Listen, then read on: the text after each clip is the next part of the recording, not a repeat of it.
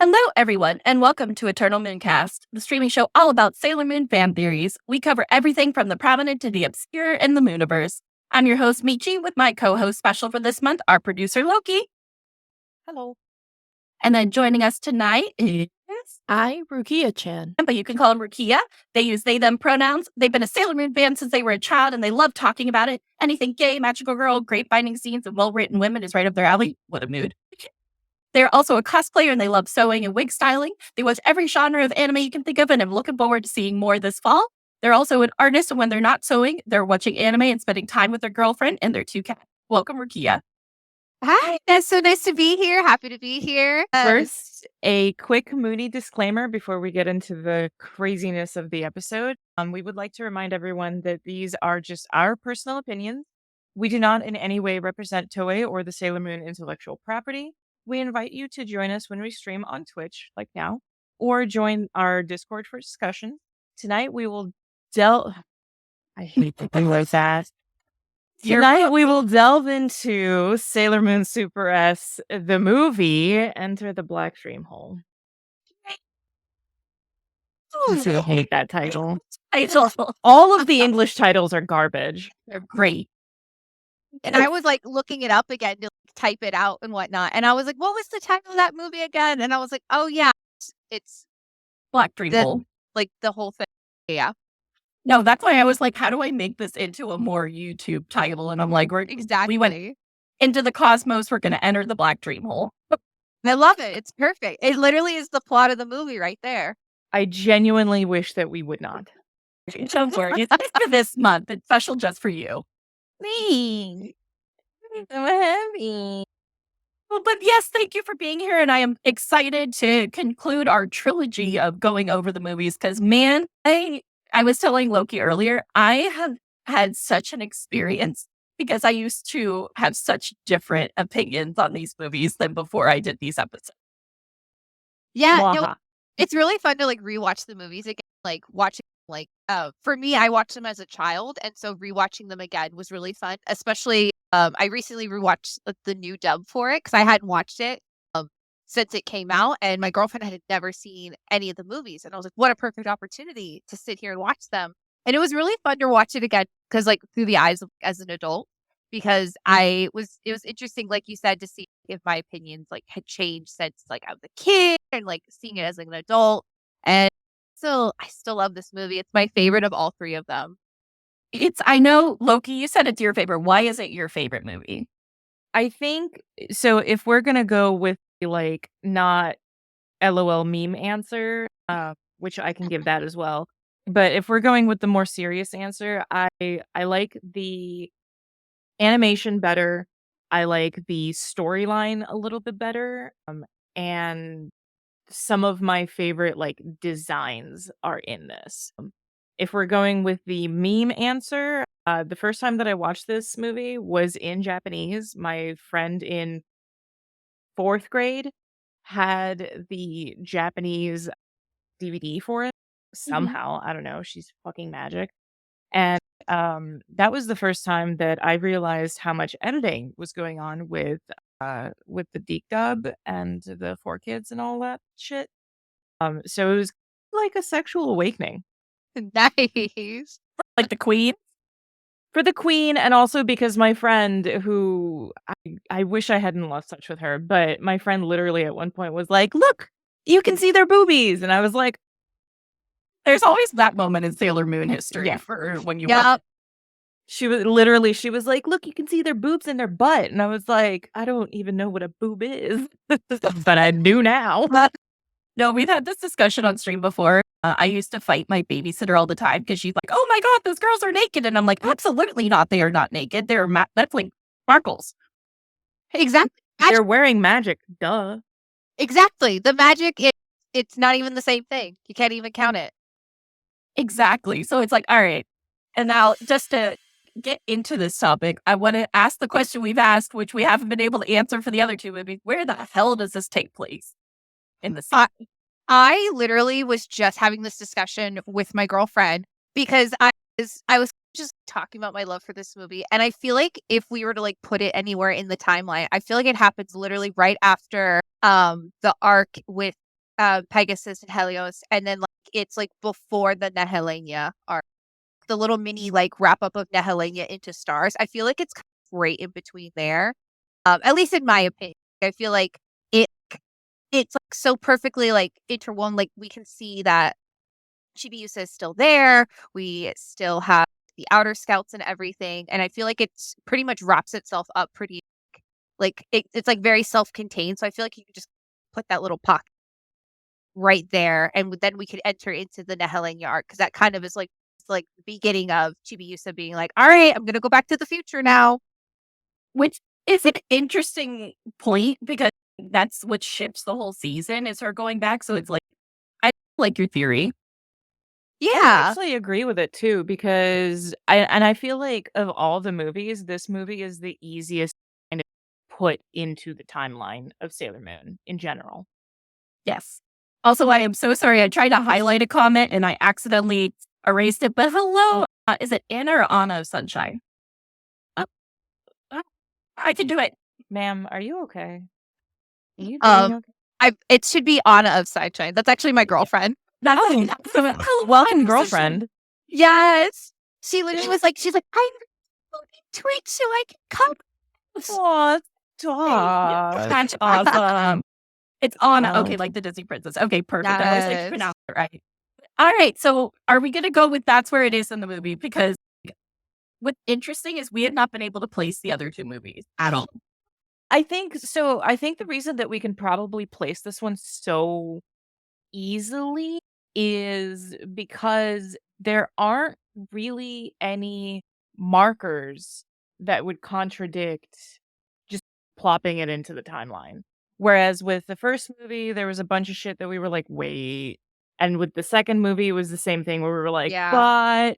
So, Yeah, because Luna P is at least not a marker anymore. yeah, Luna P is not Yeah. around. Yeah, no, literally. And that's the thing is like, literally, I think like by the third movie, they're like, oh, hey guys, we should probably get our like story situated all like together and whatnot. It's like I feel like with the first movie, they're like, all right, we're making a movie and it's Sailor Moon, and I feel like they threw like canon things like out the window. So I feel like by the time they made the third movie, they're like, all right, guys, we should probably consider the anime story. Just a hair. Not a whole lot, but just a hair to be like, hey guys, it should probably make a little bit of sense. Not a whole lot, just a little bit enough to where it like weaves in. At least that's how I feel. I feel like by then they're like, all right guys, we've made 3 of these. We should have it all together. I feel like also this is the only movie where I can't pinpoint a specific fetish. And good night. The first movie was tentacles. Okay. The second movie was furries. Yeah, Luna. Oh, hold on. We could say it's fairies. It could be fairies. It could be fairies. But like it doesn't like it's I feel like that one's a stretch because the other But ones that's like not are very, Yeah, that's. I guess if you're going to, I guess if I were to pinpoint anything, welcome to the show. If I were to pinpoint anything, I would say that maybe like food. Yeah, But that's like my back would hurt from stretching for that one. yeah. that's See, like and my the- level. Yeah, no, literally, like, because like I even am like, I'm like, okay, fairies, because you think of the fairies that are in there. Food is another one. But yeah, those are very big stretches. So it's kind of nice that this one really was like, okay, guys, we're gonna be different, Not fetishized. and not fetishized. What concept? The What- cheapest movie. We're not gonna fetishize. That's crazy. Also, they still made sure that the titties were out. They know who their audience is. It's the gays. Exactly. The girls, the gays, and the theys. That's it. We love it. Oh, but okay. And now the second question that I've asked every movie: what is Usagi and Mamo's relationship at the moment? Yeah, I think they're okay. I think they're good. Like I'll be honest with you, I wasn't really paying attention to their relationship whenever I watched the movie. Fair. Focus is full on Chibiusa and being like, oh, here we go. Another love interest for her to collect. And I was like, yeah, Usagi and Mamoru, they're fine. They're fine. They're gonna get married. Chibiusa is gonna be born. It's great. That's true. At this point, it's kind of like they're so well established that they're not really the plot anymore. Exactly. Yeah. The only real bit that they have is like the bit in the beginning where Usagi is still being a child and being like, "What do you mean you don't want my cookies?" And Mamoru's like, "Oh, this is awkward. And then the Yeah. radio is like, "Breaking news." Literally, Okay. they're like, we're gonna break up this Yeah, lover this is too- quarrel about cookies. But I think they're fine. He's not the distant or the super awkward that he was in the first movie. He wasn't he was more attentive than the second movie. So I think they're finally actually settling into a healthy relationship. I think like he did eat her cookies, right? I think he mentioned he was going to. He went to go make coffee, and that's when the radio was like, "Breaking news, children are being stolen." And then the parents of the year here. Yeah. Yeah, exactly. Oh, so I have a treat for us. I have tracked down the Toonami trailer and the Miz trailer to watch. So we're going to see how differently these movies were marketed.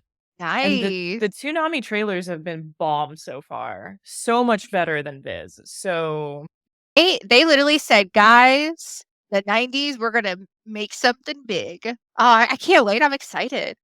Because that's the thing, is that the Toonami trailers I forgot about. Like, genuinely, they just left my brain. Like, literally, as soon as you said that, it felt like I was like, oh, like, I cannot believe. That's so cool. I can't believe Toonami you went found hard them. for absolutely no reason. They went incredibly hard. They really did. And shout out to Slim D716 for these trailers. They have been awesome. Every night around the world, the children sleep, unaware of danger lurking in the shadows. But this night, a strange tune floats on the wind, and the children, one by one, begin to disappear. I wonder where she could be going. They are taken to a land of sweet memories and used to power an evil that feeds on their dreams. My wonderful black dream hole is consuming dream energy from children. Now, it's up to Sailor Moon and the Sailor Soldiers to put an end to this nightmare. This time, they're gonna need Sailor Uranus. a little help. Oh, Sailor Neptune. Sailor Moon, SuperS, next Friday at 5:30. Dream on. The children. Only Toonami. I haven't seen that in so long. I literally was just sitting here and I felt like I was a child again watching that for the first time. That was so cool. It's so good. It was so good. Oh, it's so good. I can't wait to compare it to Viz Media. The whatever lurking in the shadows, and then they like flip to Peru. I'm like, are you trying to make him into a villain? Are you trying to make my little baby boy into a villain? My tiny baby girl? How could you? It was so dramatic. I feel like it didn't need to hit that hard, but then it did. And like I'm literally over here. I'm like, okay, guys, it said next Friday at 5. Right, 5:30. Let's go. Let's go. We're going. And I just love it, especially at the end. Dream on. I'm like, are you? Also, the literal 90s like added text of it being like Sailor Moon, SuperS, the movie. Like it was so dramatic for no reason. I loved it. Fucking love Tom and Tom too. I'm a Toonami stan. Oh, me too. Literally, when you said you're like, yeah, we're watching the Toonami trailer, I was like, oh, I'm already biased to the Toonami trailer. Listen, Toonami, Tom. Like we've watched all three back to back for all three movies, and so far the Toonami ones have been fire. Like, no offense to Viz, but like you guys didn't bring the heat. Like, no, full offense to Viz. Those trailers are garbage. We didn't need to even watch, which one was it? The first movie? Yeah. That they literally, no, both I think actually. They literally just spelled the entire movie out in the trailer, and we were like, oh, well. I hate when they do that because then at that point you're like, don't need to watch the movie. I love my Sparks Notes version on a trailer.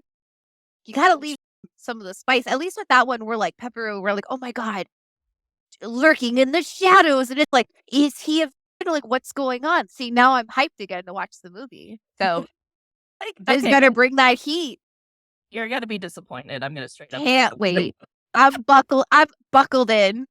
Let's do this. All right, so this is Viz Media's official trailer.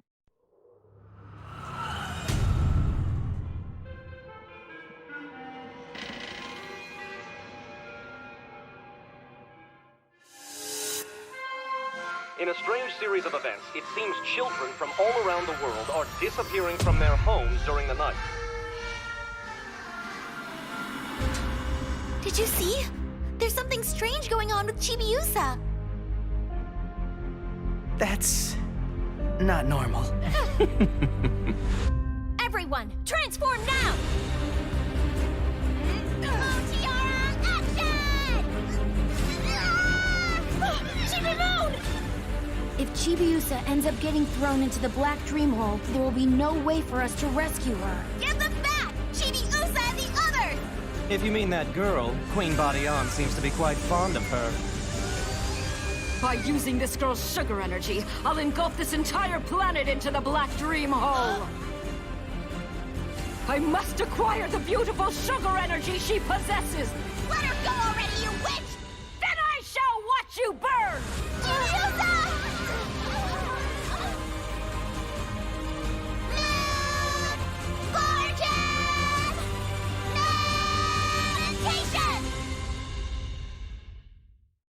And again, we don't need to watch the movie.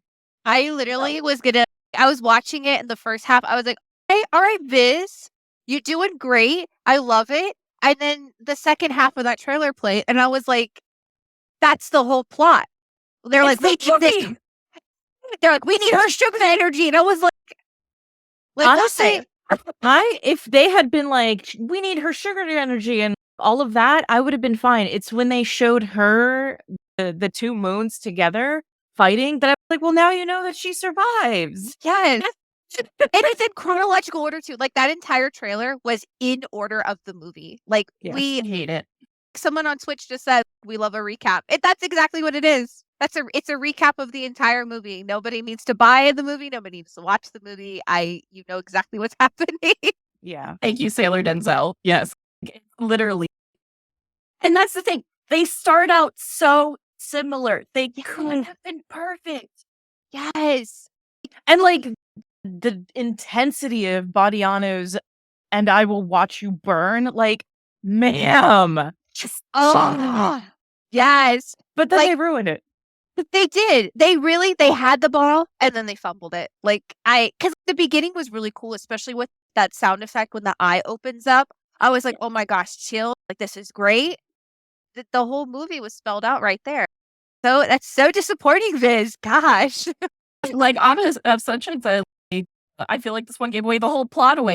Sure Dang. did. Which I'm like, who taught them how to do trailers? Because like clearly this is not. They didn't study it. Yeah. Go back And, to like, Toonami. Even if they're like, okay, we're appealing to the fans that have already seen this movie, and that's like, yeah, I'm like, there's still people that have like been a fan of Sailor Moon for years that have never seen the movies because they never had access to it. It actually is really hard to find. It was really hard to find the movies for the longest time because a lot of places like streaming services didn't have the movie. So for them to just be like, oh, well, Sailor Moon fans, they'll buy it no matter what, or they'll watch the movie no matter what. We don't have to do anything special. I'm like, but like there are people that have literally never seen the movie or like genuinely want to see the movie, and they're probably like, I'm so excited. This is my chance to finally like have access to this movie. And I feel like they just gave away the plot. I would be super disappointed if I watched the trailer and I never seen it before. I'd been like, oh, that's the movie. Thank you for telling me. I didn't need Wiki to tell me. I didn't need to look that up. Oh my god, right. That is the Wiki Moon of trailers. Yes, Biz Media's like, don't worry, guys. You don't need a Wikipedia this. We're just going to tell you. You're welcome. Literally. And the part that gets me upset is that scene where she is getting hit by fire, which we will come back to because I want to spend a lot more time on that. Yeah. That scene where she is getting hit by fire and that scene where she is literally holding ChibiUsa and going into it. Like that is one of the most dramatic and great scenes in Sailor Moon. Yes. That was the time where, because full disclosure, Usagi is also not one of my favorite characters. And neither is ChibiUsa. But like that scene was the scene that I was like, no. Yeah, no, exactly. Like that, because I feel like at that point, like that scene specifically, and like you said, we could spend more time on it. I feel like that moment was such a big thing because we're not dealing with magic. We're not dealing with anything like that is not like it's everything else is like very fantasy, and we're just like, oh my gosh, what'll happen? This is actual fire, and we're like, oh, we know what happens when you deal with fire. So it felt very. I feel like it felt very real. That's a real thing that could happen to someone, and Very so we're like, oh grounded. my gosh, like it feels like this is really happening, and now we like have this emotional like connection, even if we didn't before. To be like to Usagi, we're like, oh my gosh, she feels like a person running from fire, and like she could die. We know what happens if you like literally get burned by this fire. So I think it felt very real. It's also, I think, the one point in the movie where it truly shows that Usagi is ChibiUsa's mother. Yes. Like I totally agree. that is maternal instinct 100%. And it's the first time that like I was like, oh, she really is a mom. She's gonna make a good mom, more or less. Yeah. Yeah, no, I agree. I love those moments when because like we see so often her and ChibiUsa like butting heads. They very much play up like the sister relationship that they have, like with Usagi's like past self to ChibiUsa and ChibiUsa herself. So those moments when we like it of like brings forth that's like no, like Usagi is her mother, like this is going to be a mother and daughter and whatnot. It's like really it's those really special moments. And I'm just like they know how to write it. And did anyone want to have any last thoughts before I switch topic a little bit? Good? Yeah, I'm good. Okay. So did you know that this movie was actually originally about Uranus and Neptune? Really? That's so cool. By the way, this will be in season 3. Lavi cosplay is going to be coming on, and we're going to do an entire episode on this. Yes. It was actually the Utena movie written for Uranus and Neptune, and was actually supposed to be what they were doing, and why they were in the 4th season is because they were going to get their own movie. I'm so heartbroken over this now. I'm so sorry. As a ChibiUsa stan, I apologize. Now, hang on. Are you trying to say that just in general, the SuperS movie was supposed to be about Uranus and Neptune? Yes, Is that what you're saying? Not the plot of this movie, but the SuperS movie was supposed to. Okay, so the slotted movie was supposed to be about our favorite 2 lesbians. Correct. Okay. I'm about to get controversial on this. Ooh, okay. Oh, I'm kind of glad that they didn't. All right, I'm ready to hear you out. Let's hear it. Because they have always had an air of mystery to them. And I think that's part of the appeal. We don't know what they do a good portion of the time. And that's the appeal of it. Okay. I agree. I agree with that completely. So if there was a movie laying it all out and making them a lot more human, I would not enjoy that. I think I would like them less. Interesting.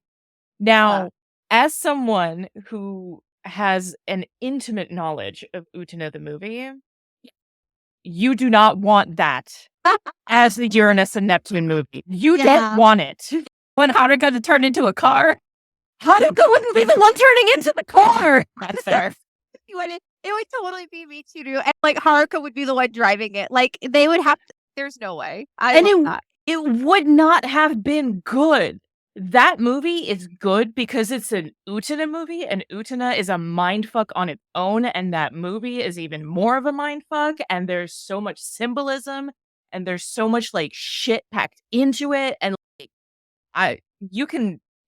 don't get me started on it, but like I am glad that they switched gears. Okay, and just to cite sources where I got this from. So this is actually from Wikimoon, and this is, according to Ikuhara, it was going to be a story in which Uranus and Neptune were the main characters. It was going to be a story independent to the TV series, and this was going to be the first appearance of Uranus and Neptune. And Neptune was going to be in a 1,000-year-old sleep at a place called the End of the World. And Sailor Uranus was going to steal the talisman from the Sailor Senshi and use that to awaken Neptune. And Uranus was going to be riding a black Pegasus. And the story was going to be that Sailor Moon would ride the Pegasus to chase Sailor Uranus, riding the black Pegasus to the end of the world. And the climax of the story would have been the rodeo scene between Sailor Moon on the white Pegasus and Sailor Uranus on the black Pegasus. And so that was the kind of story I had in mind. But before production began, the producer walked off Sailor Moon. It would have been possible for me to make the story still, but since I came up with the story with the producer, I also walked off. But I had an attraction to the idea of the end of the world, which I thought up for this plot. So the same thing in Utena comes from the Sailor Moon plot.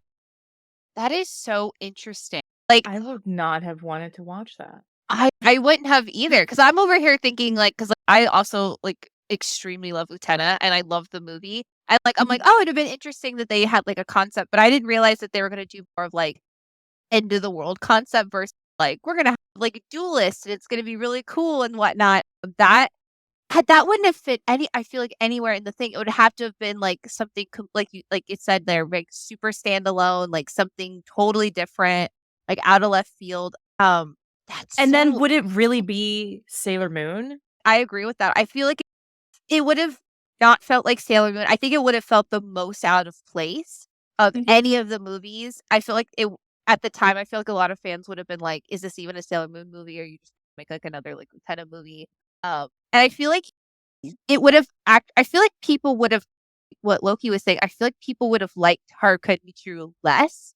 Because even if maybe you don't necessarily, even if, what was my words going to say? I feel like that would have, I feel like people would have disliked the movie so much because the plot doesn't fit for Sailor Moon, that people would have then maybe not liked Haruka and Michiru. They would have been like, oh, this movie was terrible. And then the characters associated with it, they're like, yep, I like them less now. I feel like it's an interesting concept, and I feel like if they made it more Sailor Moon and less Utena, more of a concept of end of the world, do it differently, I feel like it would have been interesting to see it as an OVA, but as a Sailor Moon movie, I feel like it's way too out there for it to be considered Sailor Moon. I would want to watch that as an Utena movie. Yeah. That plot line and those visual graphics as an Utena movie. Yes. Because like I said, Utena is already so fucking left field that nothing doesn't make sense. Exactly. But that's the thing, is that it works for Utena because we understand it that fits within its realm of reality. This is way out of left field for Sailor Moon. This would have been their super experimental child of we're gonna really push the boundaries of Sailor Moon. And I feel like it's they tiered the line and they just decided to play jump rope with it. Yeah. And actually, you know what? Now that I'm trying to think, are they on Pegasus in the Utena opening? No. Yeah, they are. Are they? Oh, there's a scene. So for in that. And then the opening, they do this really cool symbolism scene where they're riding white and a black Pegasus. Oh, that's so interesting. They really said, we love this other series called Utena. I just was because I'm a humongous Utena fan, and I was just that's not from the movie. That's from the show. Right. So actually, let me look up the movie. I actually don't remember the movie theme song. Actually, I can't find the opening. It's copyright's gonna get me. I'm not gonna get it. Yeah. I think the opening for the movie, it literally plays into she's in the middle of a duel. So I don't know if they have an opening scene per se. Oh, that might be why. Yeah, because I just tried and nothing came up. But I just was like, wait a minute. I've heard of these horses. I remember those. Yeah. So whoever, I guess the people working on that movie were coming up with that plot. They really were inspired by Utena, which as a Utena fan, as we all are, I think it's a really cool concept. It just would have just been great as another Utena movie versus the Sailor Moon movie that we got. I will say I agree with both of you. The only thing I will say is I am sad because I would love to see Uranus and Neptune as leading ladies. I think they'd be an interesting main duo. Yeah. Yeah. I think it'd be cool to see more content from them. But again, the air of mystery for them is the thing that keeps them being fan favorites, I think. I I don't know. I've also read so much fan fiction. I probably have like 8 backstories in in my head for them. But, like, I'm a connoisseur of Harumichi fan fiction, so like I've read it I all. love We that. talked about this. The Seiya and Usagi one. Yeah. I was going to say, if you read it, I can't, like, I love it. I love that story so much. But I think that's the thing is that I think fans really like characters that are shrouded in mystery because speaking of fan fiction, I feel like those are the ones that get the most fan fiction. It gets the most chatter online because people are like, what does this mean? I feel like characters like Seiya and Mamoru that are their relationship is like really spelled out. We know what's canon. There's no air of mystery to them. So I feel like everyone is just, oh yeah, they're canon. It's fine. You won't find as many, I feel like you don't find as many fan fictions for things that are super canon and like we see it all played out versus Haruka and Michiru. There's so many fan fictions for them because they're all shrouded in mystery. So I think that's their appeal. So I feel like it would have been interesting to see something for them. Like Loki said, I agree that like I think one of their big appeals is that they're mysterious. They like show up and they're just regal and gorgeous and they like solve the problems and help save the day. And they're like, and we're going to go live our fabulous lesbian lives now, being fabulous. I love it. And you know what? And I had not thought of that they do need an air of mystery to them because just the nature of their characters. And that is one of their appeals. So I can totally see where you're coming with that. All right. Do we want to get into the next scene? Because I actually want to talk about the cookie scene. Yes, let's talk about it. Because I think the cookie scene is one of the cutest scenes by far in not just the movie, but the entire franchise. I think it's just one of those really cute scenes. And for those who've maybe not seen the movie, I'll play a little bit of a clip and we can pause and stop and talk about it if you want. I think that sounds good. I also just want to see the scene again. I think it's really super sweet and endearing. It is. Before we completely get off the topic of Utena, though, the intro for the movie is it's essentially the construction of the school. Oh, it's not actually the construction, but you see the things flying by, and there's duelist music in the background. Okay, so that's why I couldn't find an intro. Thank you. Yeah. All right, so this is the cookie scene, and this is from Sailor Neptune on YouTube. I like how it's labeled the cookie scene. It smells so yummy. I think it's ready now. Hey, there is nothing wrong with checking to see if it's done. I'd like to follow the instructions in this recipe book rather than trust your stupid eyes. It's safer. Oh, yeah? Yeah, that's right. All right, you two. Let me take a look. Well, just a little longer. You have to wait till they start turning golden brown around the edges. Told you. Can we just take a moment to appreciate how good this animation is, though? Yes. Oh, God. It's just so pretty. It's super pretty, and it's also, once again, the transitional animation between the previous season and the next season, and it's just good. Come on, you stupid batter. Just mix already. Why is this so difficult? Minako, wait. It hardened because you dumped all the sugar in it once. Remember, impatience will get you nowhere in life. I guess you're right. Come on, Minako. In case you haven't noticed, you've eaten most of the chocolate chips that were supposed to be for the cookies. Yeah, but it's so good for my health. You know, from chocolate a day keeps the doctor away. You hear enough of these things and you start believing them. Thankfully, we can still make cookies, but we'll have to forget about the chocolate chips.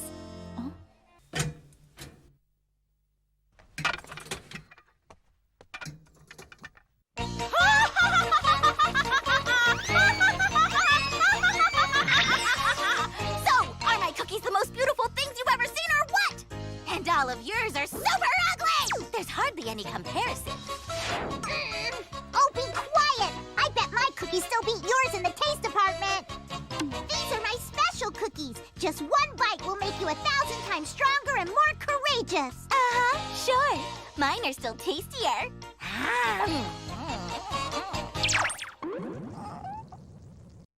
I'm sorry, she had that coming. She really did. But the animation right there, like from her like gloating out the cookies to like eating the cookies and then like her face like that. That's like it's so funny, but like the range of her emotions is so good animation. Oh, it looks so good. So good. All right, we'll finish up. It's so good. Good grief. ChibiUsa's match is actually. I think that scene was cut because I think we were missing some stuff. Yeah, you're missing the thing with Ami. Yeah, sorry. It's super hard to find clips from the movies where like, I won't get in trouble. So it's like we have to do what we can. But like, because remember, Ami's mom taught her about the glass, putting it down on the cookie. Yep. Yeah, and we didn't even see the scene with the clock. Yeah. Yeah. Let me keep looking on YouTube to see if I can find the little ending piece. But I always thought that was like, okay, but Usagi kind of has a lot coming for that. Yeah, I think like it's one of those moments. Like I feel like just as a whole, like that. The reason I really love the scene is I feel like it like makes them seem like they are just high school girls, making cookies, and they just feel really real and like real people. There's no sense of like powers or anything. It's like the most slice of life anime you could get, and like that scene. And there's also no like imminent dread. Yes. Because it's the beginning of the movie and you don't particularly realize that anything like super crazy is going to be happening. And they're just having a time. They're just having a good time. Sailor Denzel, I stand by that. ChibiUsa out here making weed cookies. What? 1 second. They're her special cookies. Oh my God. But I do think it is a great lesson for kids that cookies that don't all. Not sorry. I thought you were going to be like, I think it's a great lesson that weed cookies are a thing. Loki, friends say that it's a great thing because, like, I really like that it shows about like how that things that don't always look perfect can be amazing, and yeah, it's a little lesson. Yeah, I agree, and I really love that they said that, and like, the spoiler alert. They call back to it towards the like later on in the movie, and I thought that was really sweet, especially like for kids to be like, wow, like my cookies are gonna like, help people and make people smile, because that's the thing is that like, people loved baked treats, and I feel like when you make something for someone, especially if it's like a loved one, and like you give them to them, that makes them happy, and I feel like that kind of like it's like a magic in and of itself. So I think it's like a really sweet message that like they carry throughout, despite how they looked. Usagi poking fun at her. It's just like doing the most in that scene because I'm like, to be fair, ChibiUsa is a little shit 90% of the time. So like them having this competition and Usagi finally being able to be like, ha, I win, even though she doesn't. Like it's a big thing for her, especially because, as they say later, spoiler alert, they want to give the cookies to Mamoru. Yeah. I feel like it's one of those moments too that like we have to like, remember their age, because ChibiUsa is a literal child and Usagi is still she's not officially in high school yet. She's like it's like right before high school. So like 15 years old. So it's a child and a 15-year-old. So I feel like it's one of those moments they really show their age, and you're kind of, oh, they're being like little brats or whatnot. But it's kind of nice to see them be that way, because then it doesn't feel like they're these like regal, like super guardians and like they have everything together and everything is perfect. I feel like that makes them more real, which is I think why people love these characters so much, is that it feels like you too can be just like them. They have like everyday problems. Like they're out here just baking cookies and having a competition on which cookies like taste better and whatnot. Then they're gonna go save the world. It's kind of yeah, I could do that too. That's here I am. Yes, and I think that's what we kind of connected with. It's like the fantasy. It's like the being an everyday girl, but also getting to live the magical life and saving the world. It also makes them just TLDR. It just makes them more human, which is why I appreciate not seeing the Outer Senshi's background stories, because they are a little bit more deified because of that. Whereas the Inner Senshi have always been the like grounded. These are girls. These are children. They're young women. not in that order, obviously, but and unfortunately, they have to save the world. Yeah. So- I feel like especially with that, it calls back to like the interview that the creator had when she was talking about the creation of these characters, especially for like the inner skeleton Sailor Moon, that she's like, I made these girls to be like, if I was them and like they were my group of friends, because she said that she was really lonely and she didn't have like, a ton of friends, and so she made people who felt like they were her friends and like the kind of friends she would love to have. And I think that's like what's so endearing about them versus like with the outer scouts. Like I feel like when they show up, like they're like, okay, like when they show up, you're like, all right, everything is okay, guys. It could be really bad, but they are going to help and everything is going to be a-okay. So that's kind of that thing of if we saw more of them, I feel like that veil of like everything is going to be okay. It's like, oh, maybe they feel more like they feel like less real and feel like they feel more like real people. And then versus being like when they show up, they're like, all right, we're here to help clean up the mess. All right, I found the cookie scene just because I want to show everybody because I feel like I was going crazy. So I picked it up where it cut off, which was the Ami and the mother technique. Yes. Okay. Here I Great, Amy. Where'd you learn to do?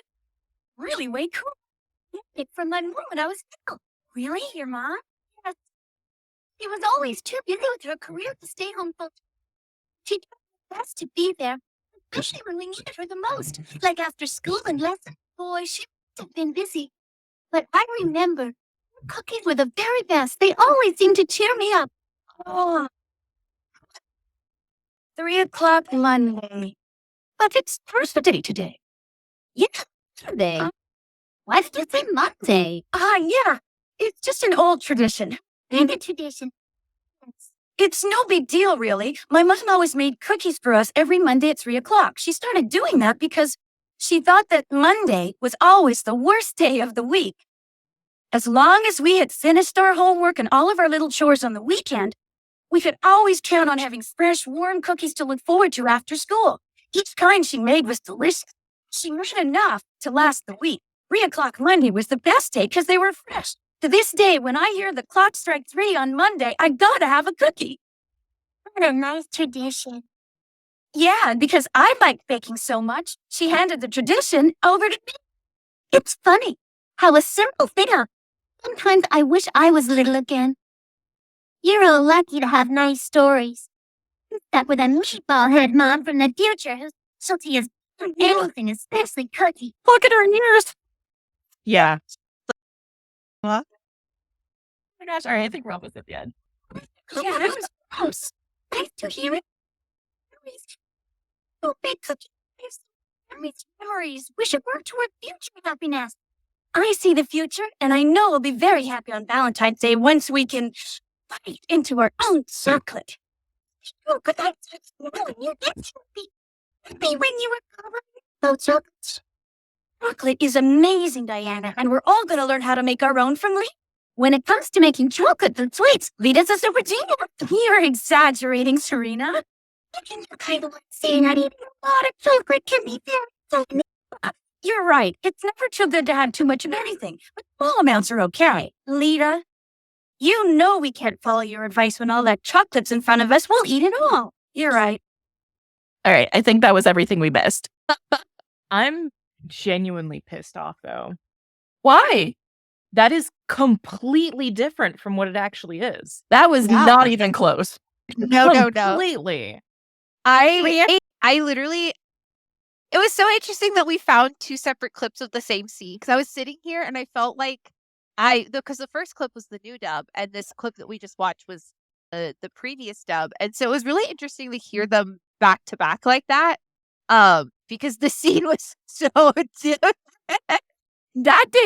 I forgot how different the dubs are. Like, genuinely, dub to dub is a totally different movie. Yeah. That scene had a totally different feel. I feel like it's still very charming in its own way. But like now that we have the new dub where it's more true to the Japanese, especially with like script adaptation and everything like that, it's nice to have both to compare. So I feel like they're both charming, but the direction is so different. The 3:00 Mondays and like the whole thing. So different. And it's just like, and you wonder, you're like, what was it? And oh my God, hearing the old voices, they just hit so good, especially Lita's. Lita's was one of my favorite decoys. Oh, yes. And I really liked Ami's voice too. I like it. Yes, she had a British tone to it, but I also really loved the dub. Sailor Moon has had so many versions of her voice, but I'm always so very charmed by like when she had a British accent from like the first season. So like Ami had like a little bit of like a British accent. I'm like, it's just something about that. It's just it's so cute. It hits just right. And you're right. Again, I know if I was reading Honest, that you'd be like, wait, I never heard the OG dub. Why it's Ami British? And I like, Yeah. no question it. Just accept it. Just accept it. Where did the directions come from in the 90s? That's what I want to know. Like, who was just the like, 90s. I just love that they just were like, hey guys, so we're gonna do our own thing. And they really did. They did a lot. They made a lot of choices. Not all of them were correct, but they made a lot of choices.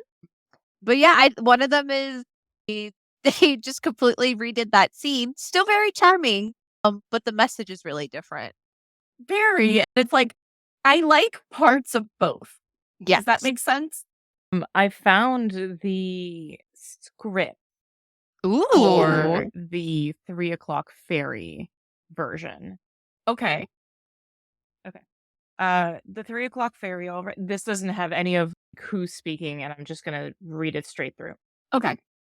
The 3:00 fairy already. 3:00 fairy? What's that? It's nothing special. I'm interested. I want to hear what it is. My mom used to bake me cakes and stuff when I was young too.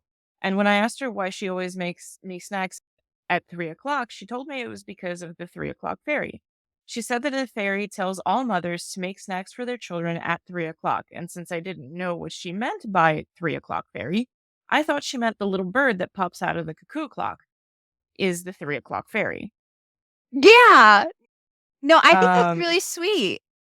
And then the other thing, but future happiness is more important than memories. And this coming Valentine's Day, I'm going to hand bake stuff and grasp that happiness.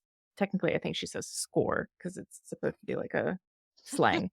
If you can hand bake confectionaries, you can grasp happiness. Of course, that's why we're all learning how to bake right now, especially because Mako is a genius when it comes to baking. No, I'm not that good. Then Miss Makoto already grasps happiness? Happiness is the time when you are in pursuit of happiness. Mako, that doesn't sound very convincing. Good job, though. I forgot that like little bit where Diana is. Oh, so you already happiness, right? Because so big, and like Mako's like, kid. The thing is, let's try to explain logic to children. I really love in the subbed version because Diana literally is like, so what do you mean you were able to score happiness? And like, we all know what Mina is talking about. Like, come on. But everyone's like, there are small children in the room. Yep. It's one of those things where kids could be a savage and like straight to the point, and you're you see, when you're older, this will make a lot of sense, but we are not there yet, so therefore we're gonna deflect. Oh my gosh. I love it. I'm gonna keep this up because I can follow the movie with this actually if we need. Nice. I think it's really cool that you found the script. I'm awesome. Listen, I find the most obscure shit when we needed it. Literally, someone was like at one point, there was that one picture, blah, blah, blah. And I was like, oh, you mean this one? And Michi's like, sometimes I reference extremely obscure Sailor Moon shit. Like, I know that about myself. That's the thing. Most people wouldn't even know about the Uranus and Neptune, like, movie alternative timeline, like, BS. Like, I love that. That's my bread and butter. I love the obscure.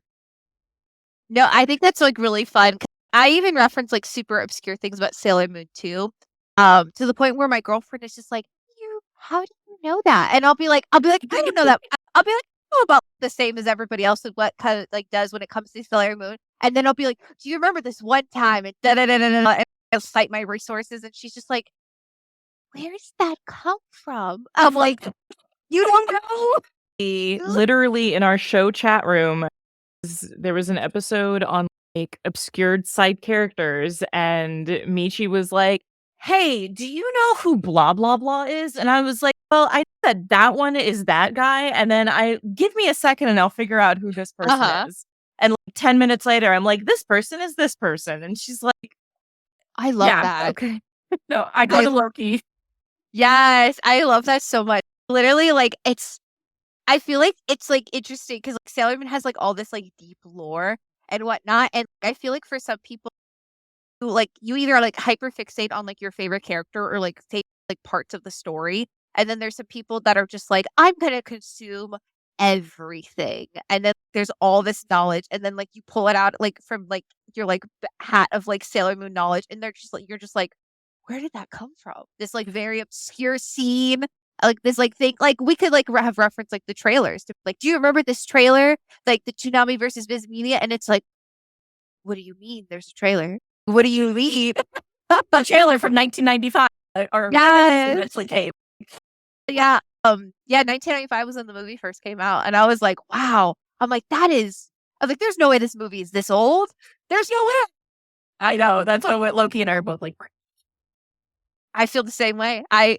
But not to date ourselves, but I literally was like, I sat there and I was like, there's no way this movie is this old. Not to date myself, and then my birthday is fucking next week, and I'm like, oh man, everything that I consume is so fucking old.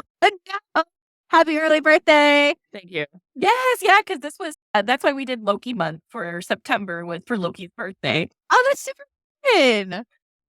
And also because my wife was burnt out and needed some rest, so. Always good to tag in the team. Yeah.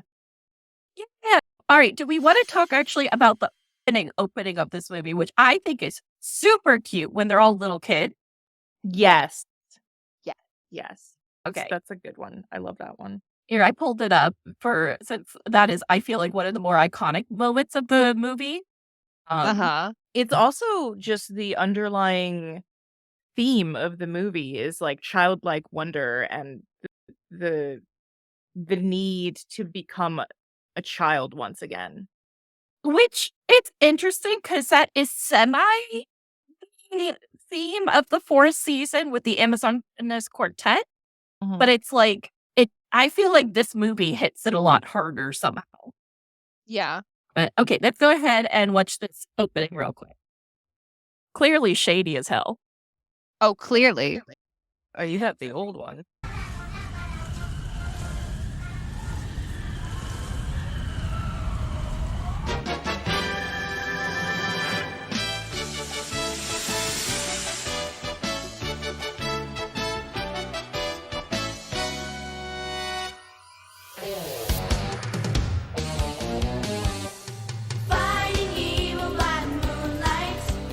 Winning love by daylight, never running from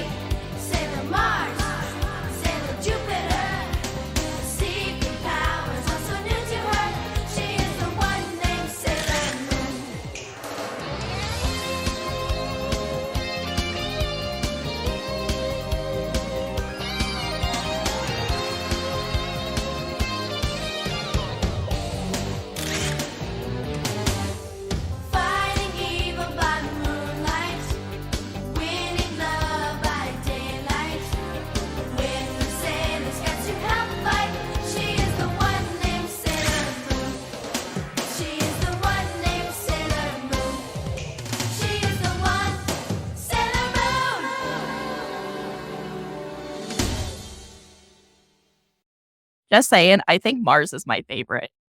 Oh, yes. Of like these little clips. I was rewatching this scene and I literally was like, why is this me? I was like, I relate so much to Mars right now. Oh, it's so good. It's so good. I love that opening. It's just so sweet and so endearing. And I feel like it literally is giving flashes like to like their like childhood. It very much makes them feel like really like well-rounded and very real. And it's so sweet. I also love that they did like a black and white scale for the memories, and then in color is like a photo, and it's like a photo of like in real time to be like, oh, like we're looking through your picture book. Oh, it's so good.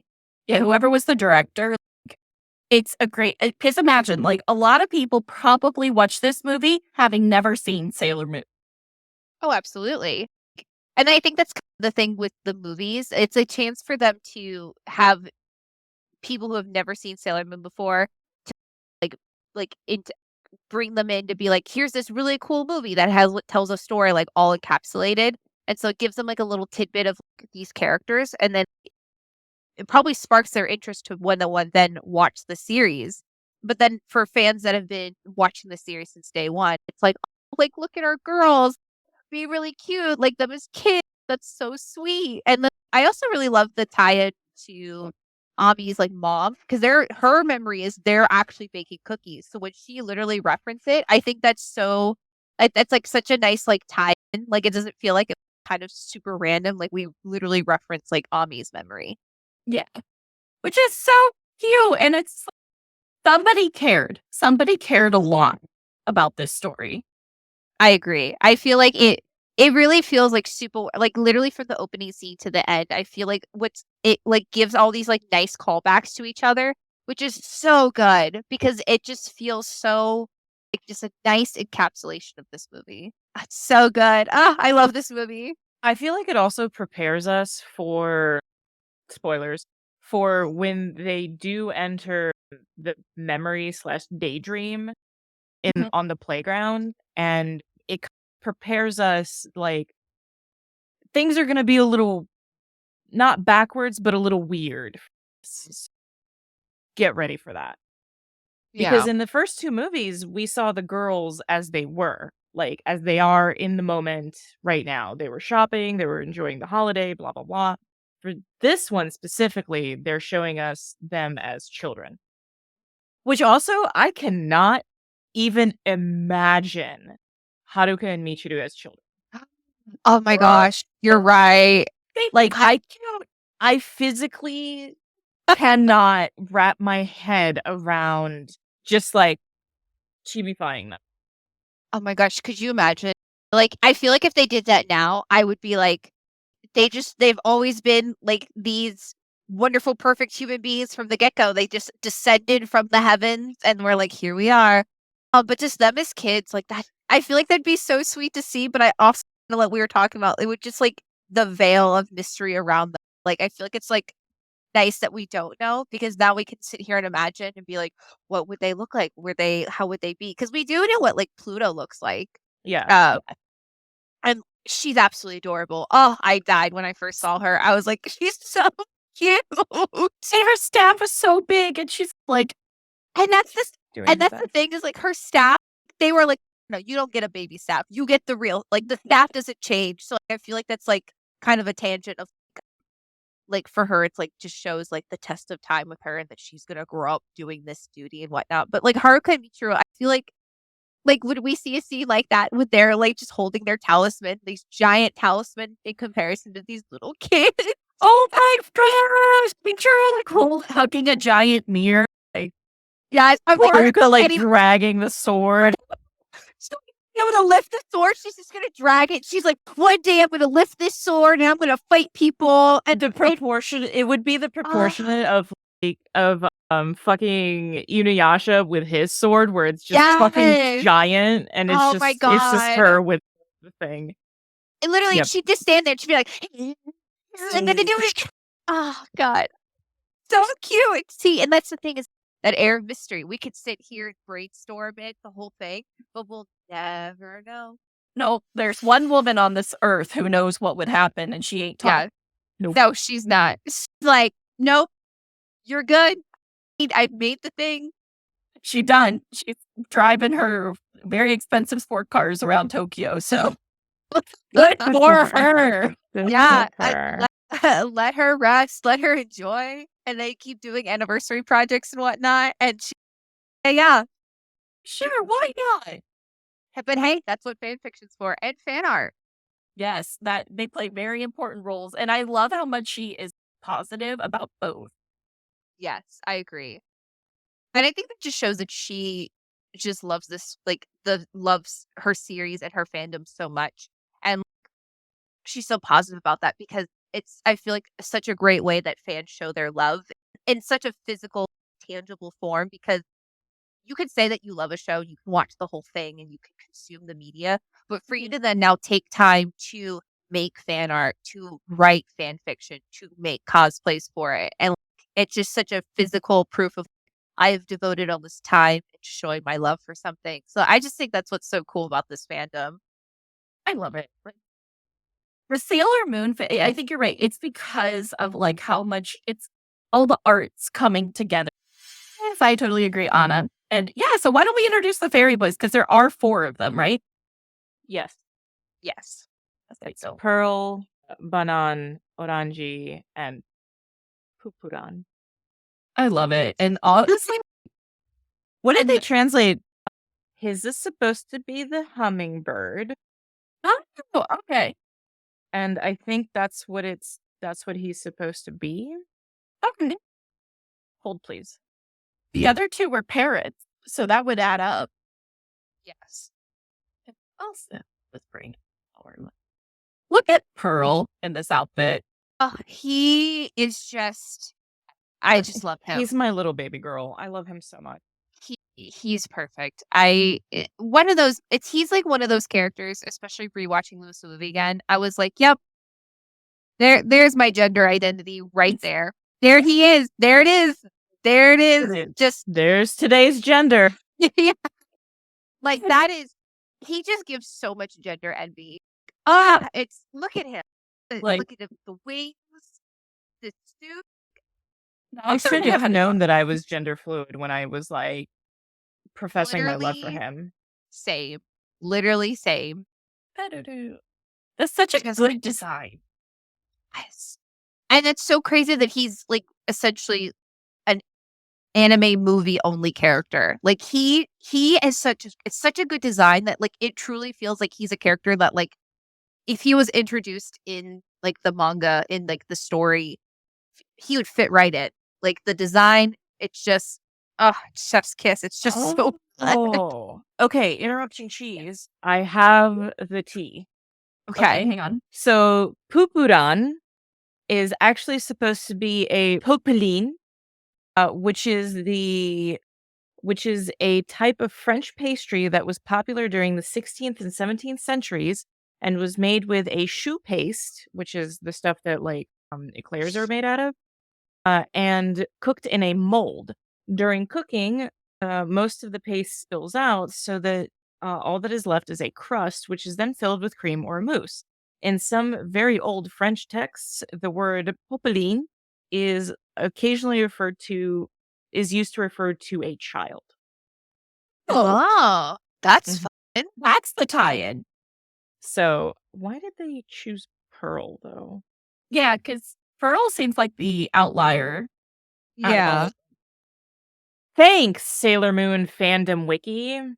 I mean, to be fair, the Sailor Moon fandom works hard on that wiki. No, they see, do. okay. So here's the thing. For Pupuran, the nomenclature and etymology, that was what I had written. Like what I had read to you guys. That's what they wrote here. For Pearl, nomenclature and etymology. Pearl is French for pearl. Because technically it's supposed to be perle. Because it's French. What is Badiane supposed to be? They're like, his name is Pearl because his colors look like a pearl in the sun.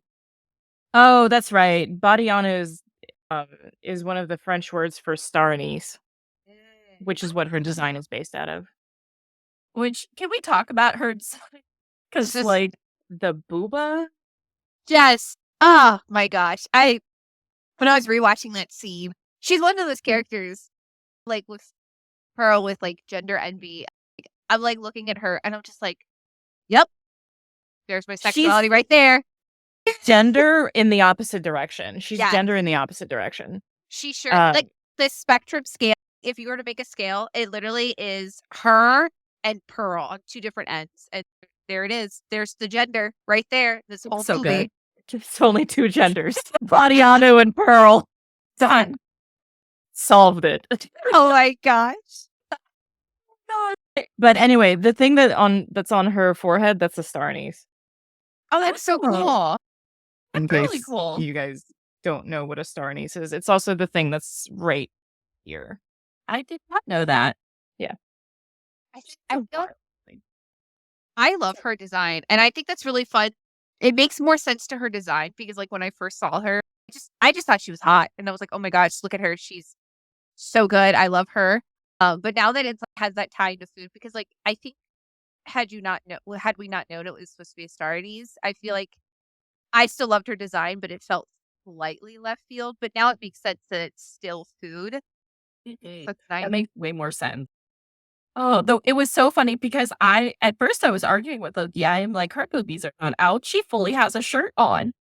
And then it's like, no, her boobies are just genuinely out, and this little bow is just covering them. Yeah. Yeah. Which I think we had to. She has every trust in that bow. Because it was one of these where we were like, I don't even remember why we were talking about the movie, but it was one of those where we were like, oh, possibly. Yeah. And we were like scrubbing through, like looking for the scene. What we were talking about specifically was 4Kids dub, or the Deke dub versus the original versus Viz, because Deke does a lot of getting rid of like under boob lines, getting rid of the crotch V, getting rid of butt lines. So Michi was like, no, she's wearing a shirt. And I'm like, no, her tibbies are out. Like, tibbies are straight out. It's so good. She really was just like, I don't need to wear a shirt today, guys. I got, bam, a bow. Like, she just was like, I'm just gonna. She got when her it out, bow done. it out. She got her breast done, and was like, you know what? I don't need anything else. Just the bow is fine. She's like, no need to hide the titties when they look this good. I'll just I paid put a for little bow these. on it. Paid for a with the power of the sugar. What? Yeah. That's the currency. She's like, I'm gonna. Yeah. She's like, I know why the girls, the gays, and the theys are here watching this movie. No need to hide it. It was just like funniest thing because I'm like, there's no way that my parents would ever let me watch a movie if they had booby lines. And then I was like, oh shit, there were booby lines. I feel like it's one of those things though. Like, speaking of that, I feel like, especially my parents growing up, there is some stuff I've rewatched, especially within Sailor Moon, that I was like, my parents let me watch this. Like, they really were very trusting. And I think it's one of those things where, like, especially back in the day, parents were like, oh yeah, and this cartoon, what's the worst that could happen? It's fine. And like, you're sitting here, you're just like, psychological damage. Oh my god, it's so true.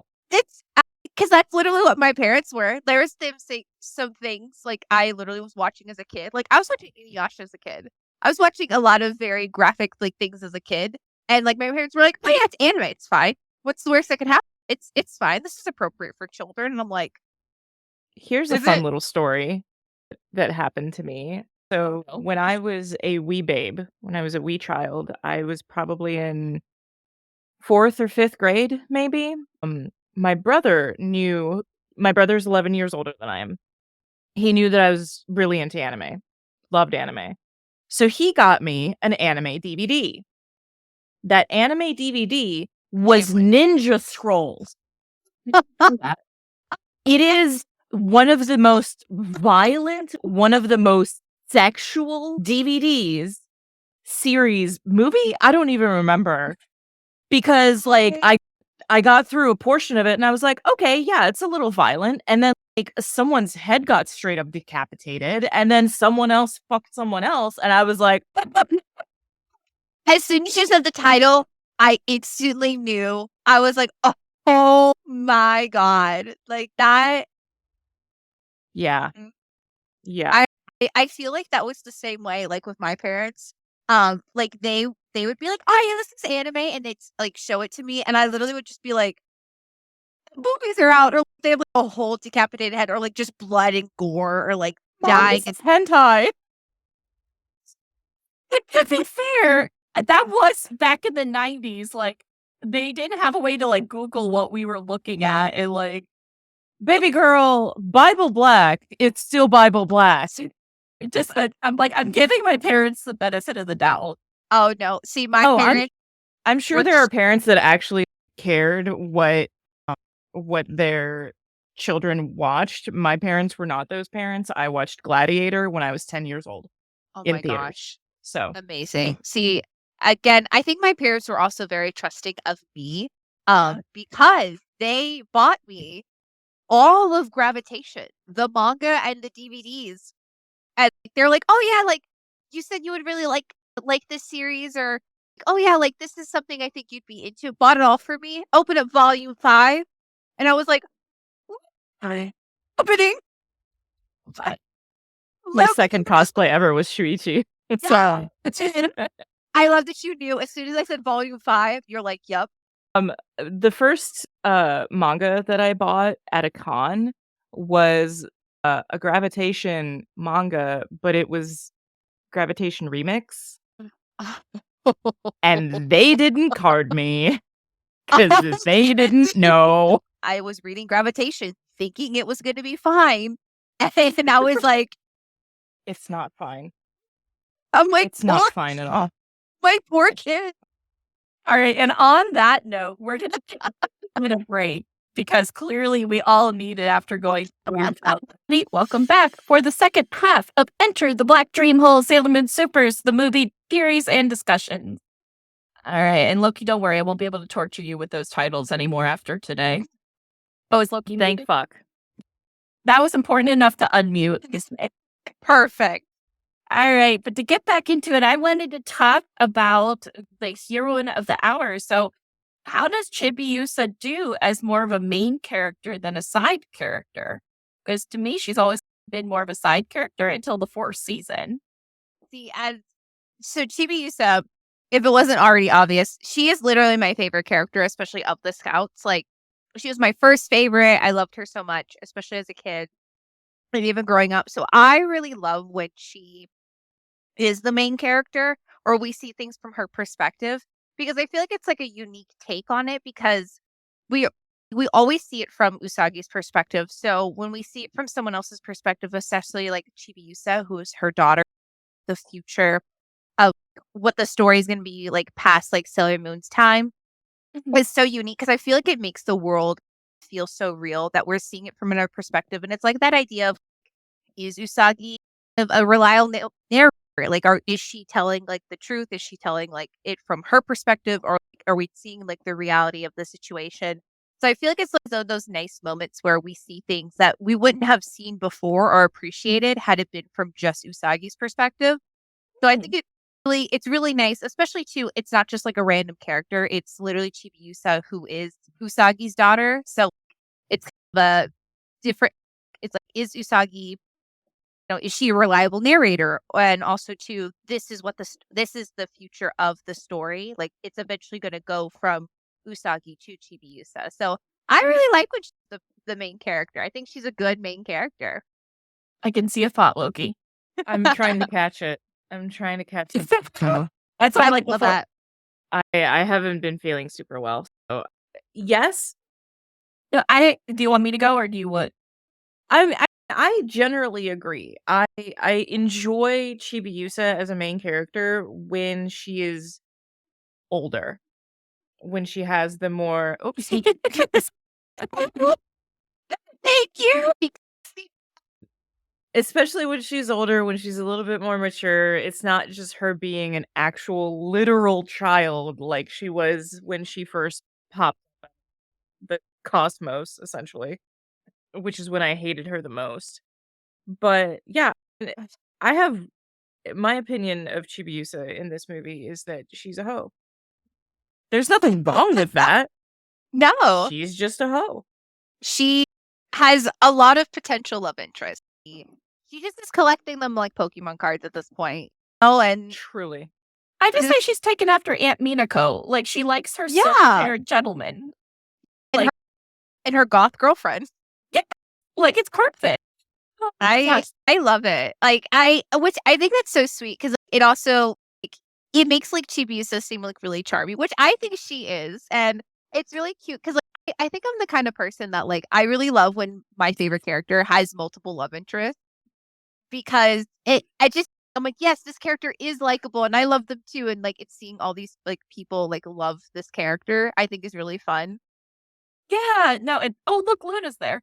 But She decided to make an appearance. I kept looking over and I was like, look at that beautiful creature. She's like, I'm gonna be on this podcast today. She's gonna be main character now. Yeah. She has main character energy. I can see it. oh, listen to the what I wanted to say. Anyway, You should clip that. that was the cutest thing ever. Oh my gosh, what a She does that a lot. That was full on main character energy. She's like, y'all want to see how really main character I can be? But I wanted to say, so as somebody who came from the 90s dub, I was not a fan of ChibiUsa, especially the Pioneer dub, I think did her dirty. I'm sorry, my name's Reedy, rhymes with teeny. I've never wanted to like go at a child. Like, what? Like, here's the thing. She's mean. She's real mean sometimes to Usagi. But in the manga, I have found a new love and appreciation for this character in a way that I never really had. But I also think that's me coming from a teenager's perspective and a child's perspective on ChibiUsa. And that was just the age range that I happened to hit when ChibiUsa came into my life. Yeah, I feel like that same thing is like when I first got into Sailor Moon, like as a whole, I was 4 years old.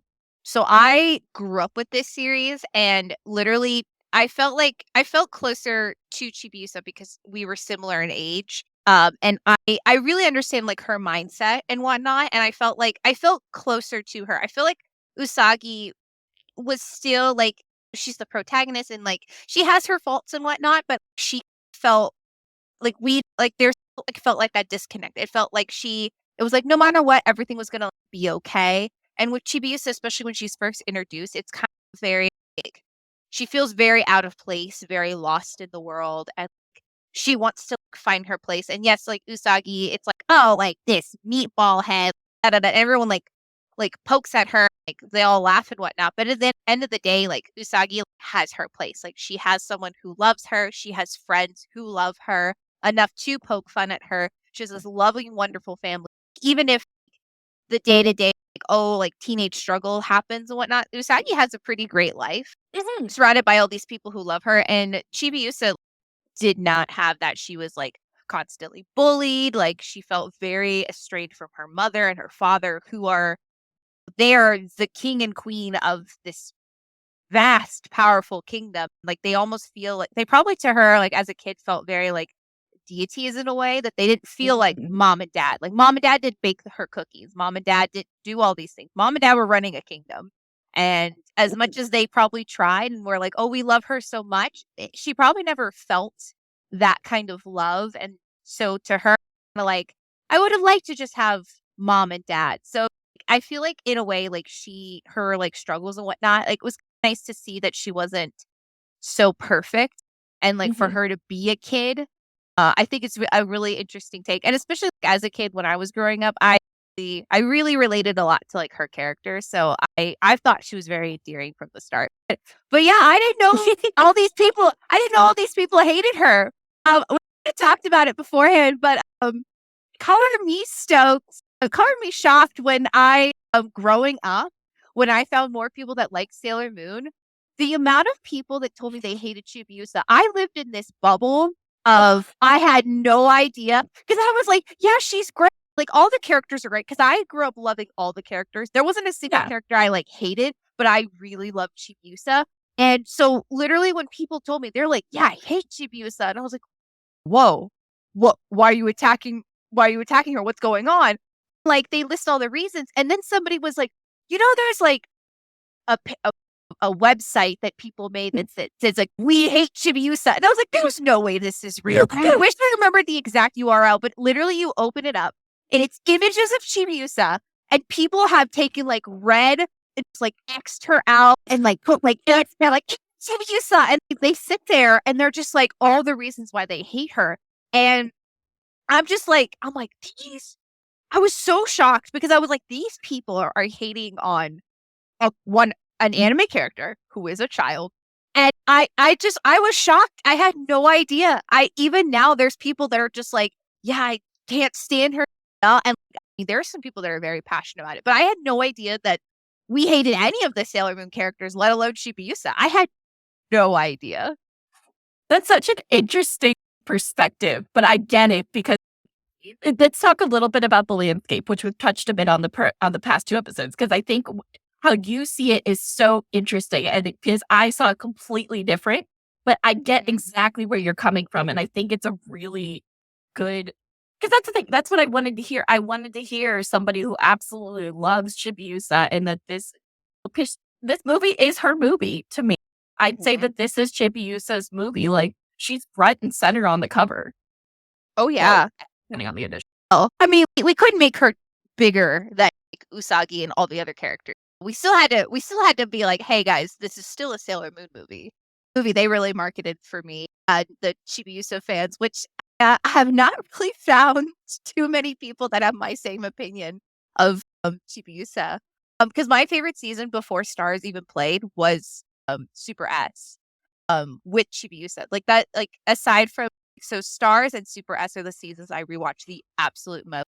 Mm-hmm. And I love those scenes with it's just ChibiUsa and what we were talking about, like the anime really did her dirty in her characterization. There's times it's like spot on, and there's times where we're gonna make her this annoying child that like picks on her past self of her mom and whatnot.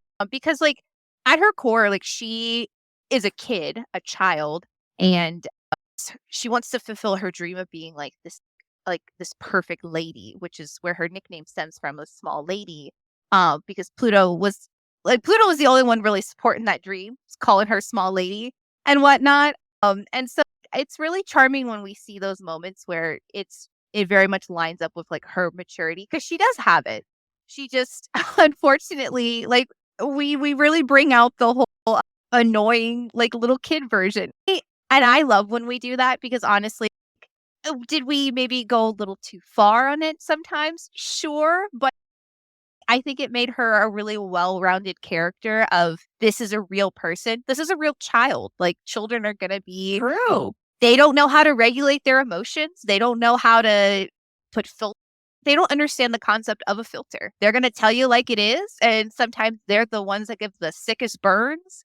And ChibiUsa got them in spades. She's telling Usagi like it is. But I think it's really charming about her. So especially the cookie scene in this movie is really nice, because she's not afraid to, like, Usagi's trying to dish it, and ChibiUsa is like, I will dish it back to you. Like, we're going to have this moment. I'm not going to take it lying down. I think you're right. Because honestly, one of my favorite moments, if I had to pick a favorite thing with ChibiUsa, it would actually be the episode where, I know I'm going just random, but it was, I think it's the 4th season, and it's where Uranus is holding her, and she's like, I'm a Sailor Scout too, I want to go fight, and like she's like mouthing off and like ready to go like battle the villain, and Uranus is just holding her like a literal child. Like, yeah. And I just think it's so interesting because she's actually really courageous when you come down to it. Like, ChibiUsa as a character actually has a ton of courage, because she's dealing with like this supernatural entity at the age of 9.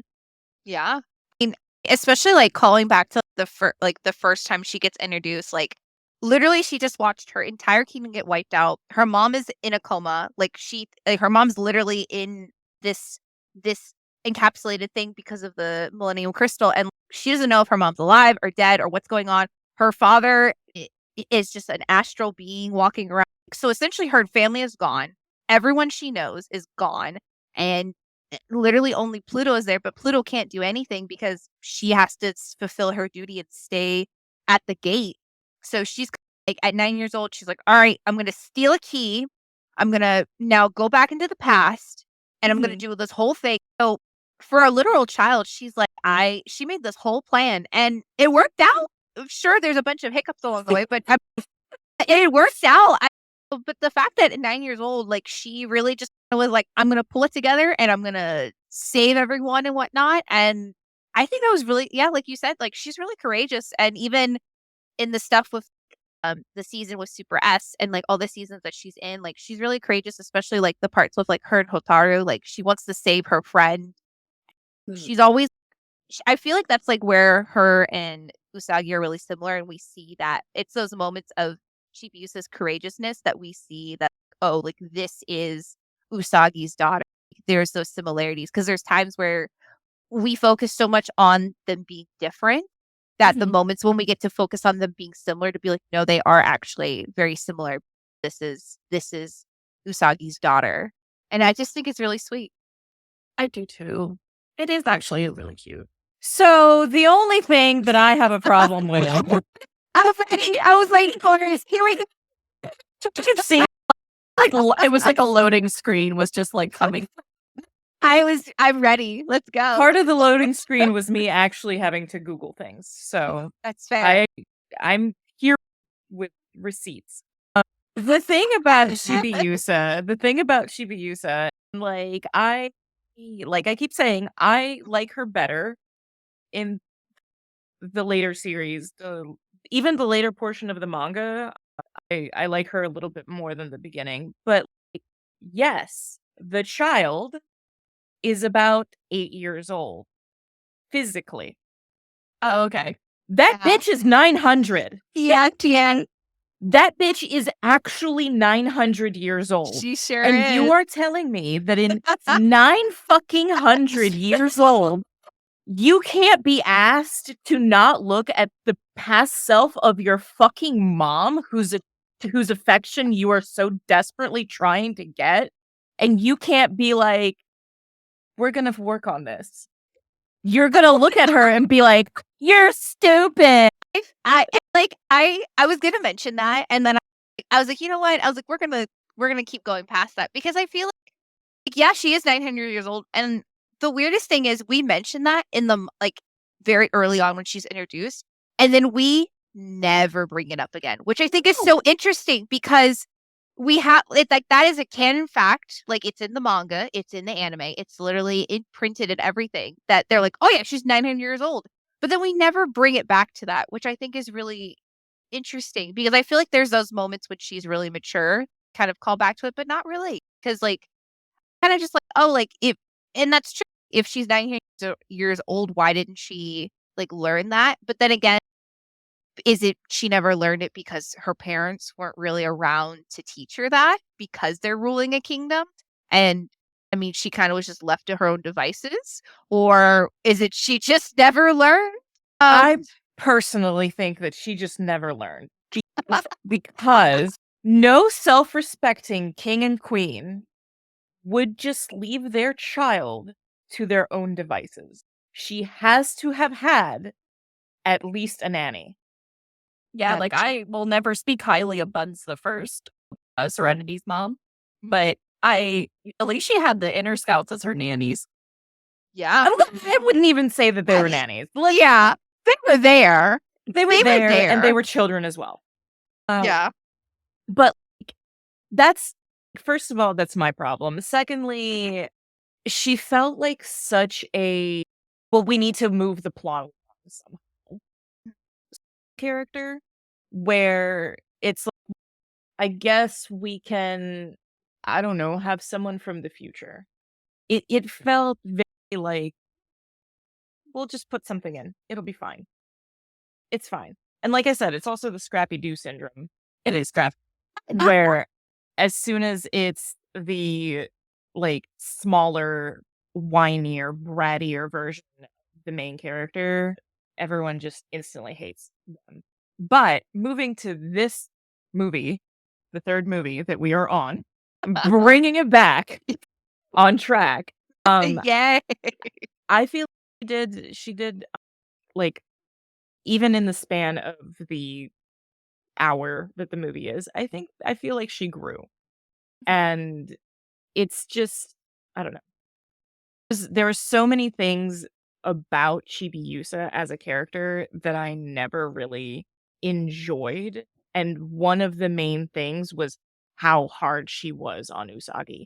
Because honestly, if my kid from the future came to me now and was like, "You're stupid, you're dumb, you're fat, you're not gonna do anything," yeah, I'm gonna be like, "Fuck off, kid. No wonder I don't love you." If this is how you are, yeah, get wrong. Like, actually thinking about it, if someone from your future came to you and was like, "Oh, I'm your future whatever child," and then immediately starts, first of all, bashing the shit out of you, and then somehow weirdly, like, ickily hitting on your boyfriend, which is their father. Yeah. Yeah. I think especially because Usagi is like around 14, 15, like when I think more on the 14 side, like ChibiUsa first shows up, and especially it's before she enters high school. So I feel like at that age, I feel like it was like back then, like when I was around that age, I'd be like, "Wait, fuck you too, kid. What are you doing?" I feel like, but now, like if that were to happen to me, I feel like I would be like, "Okay, I see where I understand there's a lot of anger and aggression. What are we doing? What's going on?" But I think that's why it's such an interesting dynamic that like ChibiUsa's arguing with the 14-year-old version of her mother versus like her mother like in like her like later 20s or like something like that, or before she has a kid and stuff like that. So like I think it's interesting to like see them more on the same like maturity level. It's also has to be traumatic. I understand that like Usagi freaked out, but it has to be also absolutely incredibly traumatic to look at this whole ass human being that's absolutely ripping you apart and knowing that came from your womb at 14. Yeah. You're looking at the thing that you made. Yes. Yeah. And that has got to be absolutely traumatic. So like I can forgive a little bit of Usagi's like being weird with her. Yeah. Weird / mean. I can't really forgive as much on ChibiUsa's side because A, bitch, you're 900 years old. B, this isn't how you get people to like you. Yeah. And you should know that. See, and I agree with that. Except I also can understand like ChibiUsa as well, because I feel like, and it's again so interesting that like we made that canon that like she's 900 years old, but we never really use it because if you take out the fact she's 900 years old, if you just were to just bleep that from the information, all of everything that she does, like her mental state, why she acts the way she does with Usagi, like things like that, if like everything that like is her personality makes sense and her actions make sense, not justified, but they do make sense because of all the trauma that she's dealing with and whatnot. It all makes sense, but like the fact that in canon she's 900 years old, it kind of makes it seem like the timeline is okay. Like, does everyone somehow weirdly stay the exact same for 900 years? Like everyone of the maturity levels, like it just freezes. So like, it's just interesting because it's like thinking about like in the future, like when time of stands still, like we are able to live for all these years, are you not able to mentally and emotionally like mature? And they do say that like, her growth was stunted and that like, she should have been an adult by now and she should have grown up, but she never did. So like in that sense, well, because her growth was stunted, does that mean that her maturity also stunted? Was she not capable of regulating her emotions? Was she just forever stuck in that same point? I just realized why I dislike her. I saw it. That's with me. I love it. Sorry. Yeah, okay, now I'm curious. I'm sorry, real quick. I just got to hear, Loki, what happened? She's Claudia from Interview with a Vampire. I've never seen it. I can't unsee it now. I still love her. You but literally, she wishes that she was mature. Literally, Yeah. there's an episode where it becomes the mature bodied version of her. And that's what Claudia wants. Yeah. And it was through the silver crystal that she becomes immortal. It's through vampires that Claudia becomes immortal. So I'm just gonna That totally makes sense. Now that you said that, I can't unsee it or unthink it.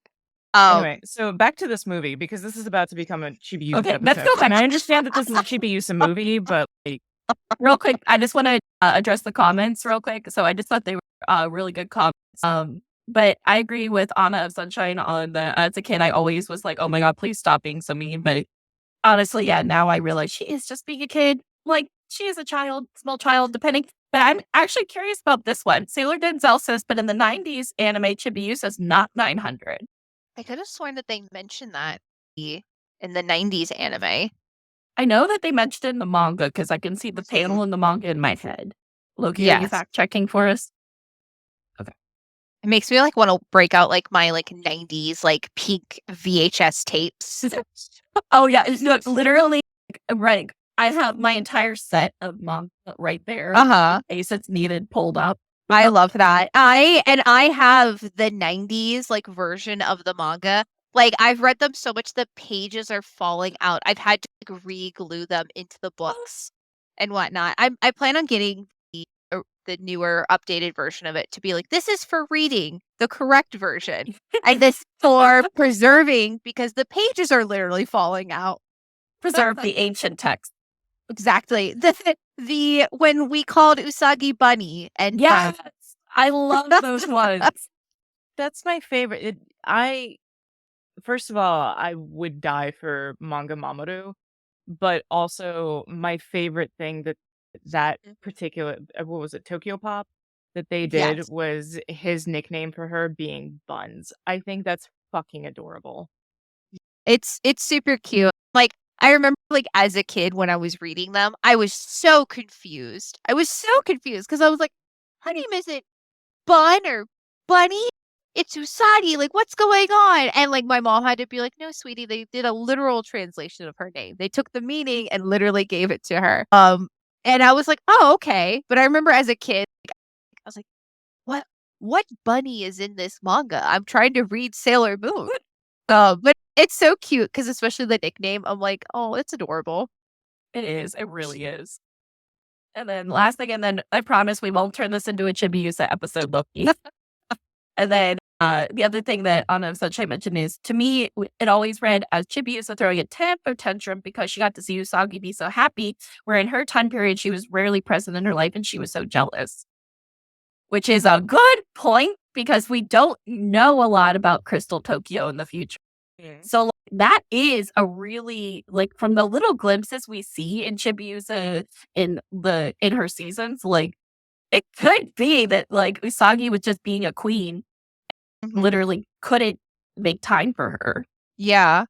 And I think like tying it back to the movie, I feel like that's kind of like essentially what they were trying to do with like the plot of it. Like aside from all the other cool elements they did, the kind of overarching story with ChibiUsa, it's showing that they fight and bicker and like ChibiUsa's okay, like what about me? What's my place in all this? I want somebody that like will love me or like me for myself, which is that scene with Pearl, like when she first meets him. It's so sweet and whatnot because it's like this person who knows nothing about her, doesn't know anything about like Usagi or that like she's a princess or anything like that. Just finds her just so charming and endearing and just like right off the bat has dokies for her. So like it's so cute because I feel like we took the overarching plot of centered around ChibiUsa and we made it to this movie and added some other fun elements to it. So I think that's like really sweet. And on what would you guys say is the main theme of this movie?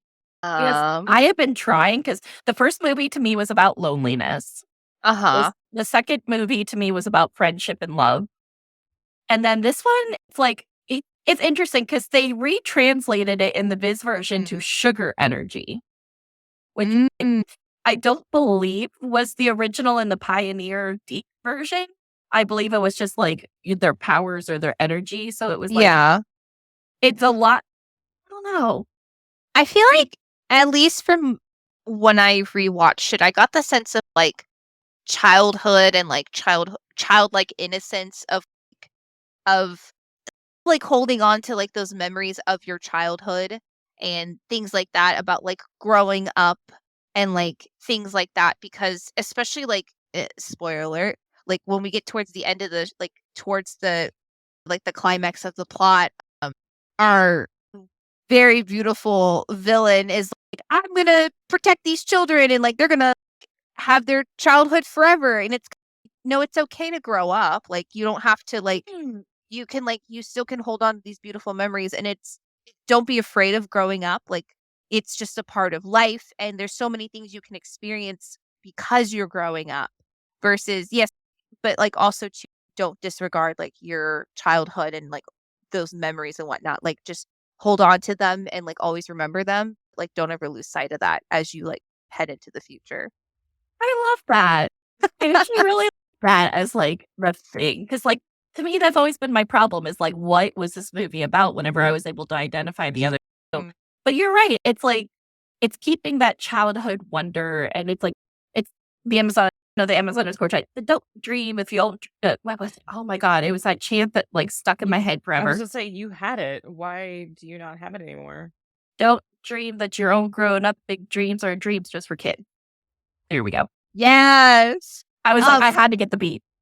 Yeah, the beat makes it everything. But yeah, I think it's like that concept with the Amazon Quartet, like we took the plot of SuperS and we like essentially like did it with different characters in different situations, but like the overarching message is like the same, which I think is really nice, like what they did with this movie, because I feel like the other two movies they did, like we're gonna do different plots, or we're gonna do some other stuff, versus this one it felt like we were like, let's take the same plot that we had and let's try to spin it from a different perspective with different characters, but still have the same like notes, especially because ChibiUsa is driving the plot on this one, because I think that kind of also ties into like her dream.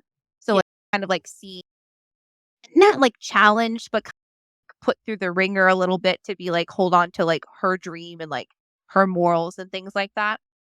Yeah, and it's like, especially as a kid, I feel like dreams hit differently than they do when you're an adult and you're like actively doing or chasing. Like, I feel like as a kid, there's so much like wonder because there's so much stuff that you can't do. And I think that this movie is interesting because it grounds itself in very interesting theories and topics. And one of the topics that I find really interesting, or just like things that I find interesting, is that it really hammers in the candy and like the sugar and like this theme of like good. And especially now finding out that the one of the villains is named after a French baked good. It's very interesting.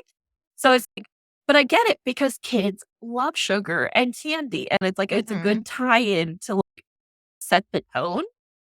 But yeah, you also, as people mature and our taste buds mature into adulthood, we cannot handle sugar as well as we did when we were children. So I feel like it's literally the like, while it's okay to want to be a kid again, you don't have to be a kid again to love the memories that you had. And also going back to ChibiUsa's age, I can't find them saying anything specifically for the 90s anime. Interesting. I can find Crystal and I can find manga, but I can't find 90s.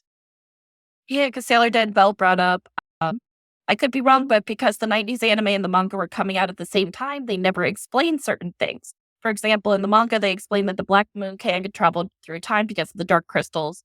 And in the 90s, they never give a reason how they get to travel in time. They just show up.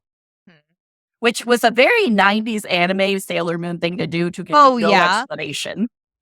Yeah, exactly. Like that's they were just like, all right, here they are, and we're dealing with it now. Versus in the manga, and especially like when we're seeing it through Crystal, we're like, we're gonna give a backstory, an explanation, and make it and really spell it out and whatnot.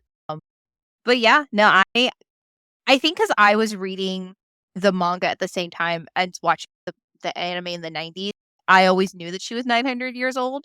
So I also don't even remember, because it's been a while since I've watched the 90s version, if they mention it at all. Because I think in the Japanese they do. I just felt like there was some sort of allusion to her being ancient as fuck, but also I have not watched the 90s anime in approximately as old as ChibiUsa is. And I'm rewatching, but I'm on the second season, so I haven't hit that part yet. We're all gonna get texts from Michi being like, Yeah, guys, I can't wait. Because like I'm even like thinking about it too, and honestly, the only thing I can think about from the 90s dub, I always remember the scene in the elevator with Usagi and Mamoru, and like she's like the dramatic of like, oh my god, I have to transform to save us, but like he's gonna know, and then the whole reveal, and he's like, and she's like, oh my god, I can't believe your tuxedo mask. Always, and just the deadpan of that, like that's one of my favorite scenes to quote, and it's also my family's favorite scene to quote. My dad literally, anytime because we all watched Sailor Moon together growing up, like we watched it as a family, and that is his favorite thing to be like, do you girls remember when we found out about Mamoru and Usagi? And he quotes that scene, and it's the only thing I can remember from the 90s dub is that scene. Other than that, I'm just like, oh my gosh, that's so funny. I'd say there's a couple iconic lines in this one. It depends on the dub, though. Because one of my favorite ones is this silly little... Do you guys remember the clip?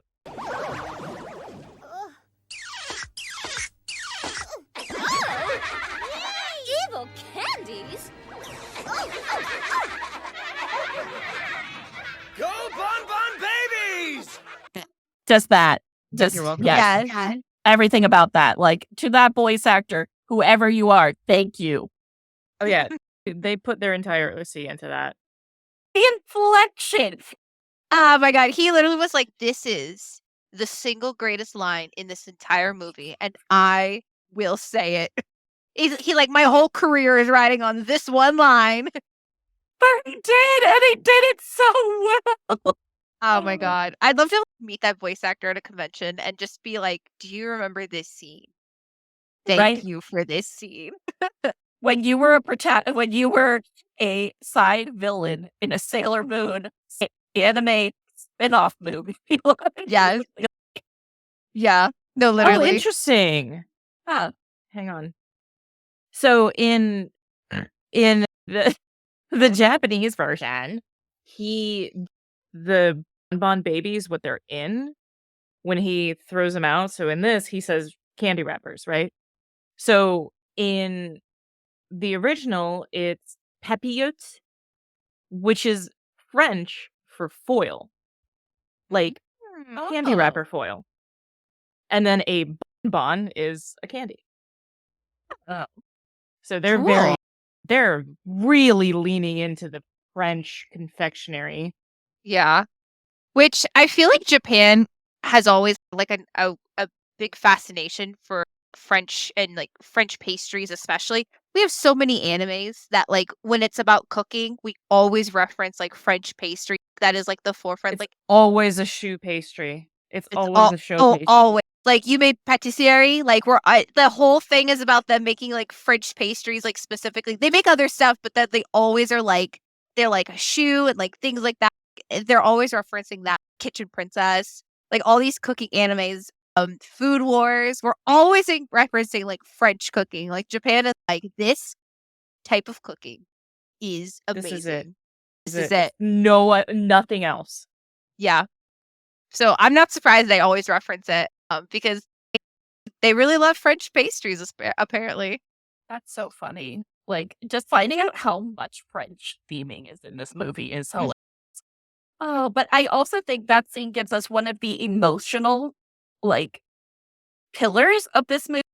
And it's specifically when ChibiUsa gets kidnapped and Usagi is looking up at the boat and she has this moment where she doesn't know what to do. Yeah. And she is just scrambling left to right, trying anything to think of. They're trying like the attack. And to me, the thing that makes these movies the best is their emotional core. And when they do have these emotional moments that are really important. And there's something about that when she gets that look in her eyes and she makes contact with ChibiUsa and she's able to communicate that no matter what, the world can come down, I will come save you.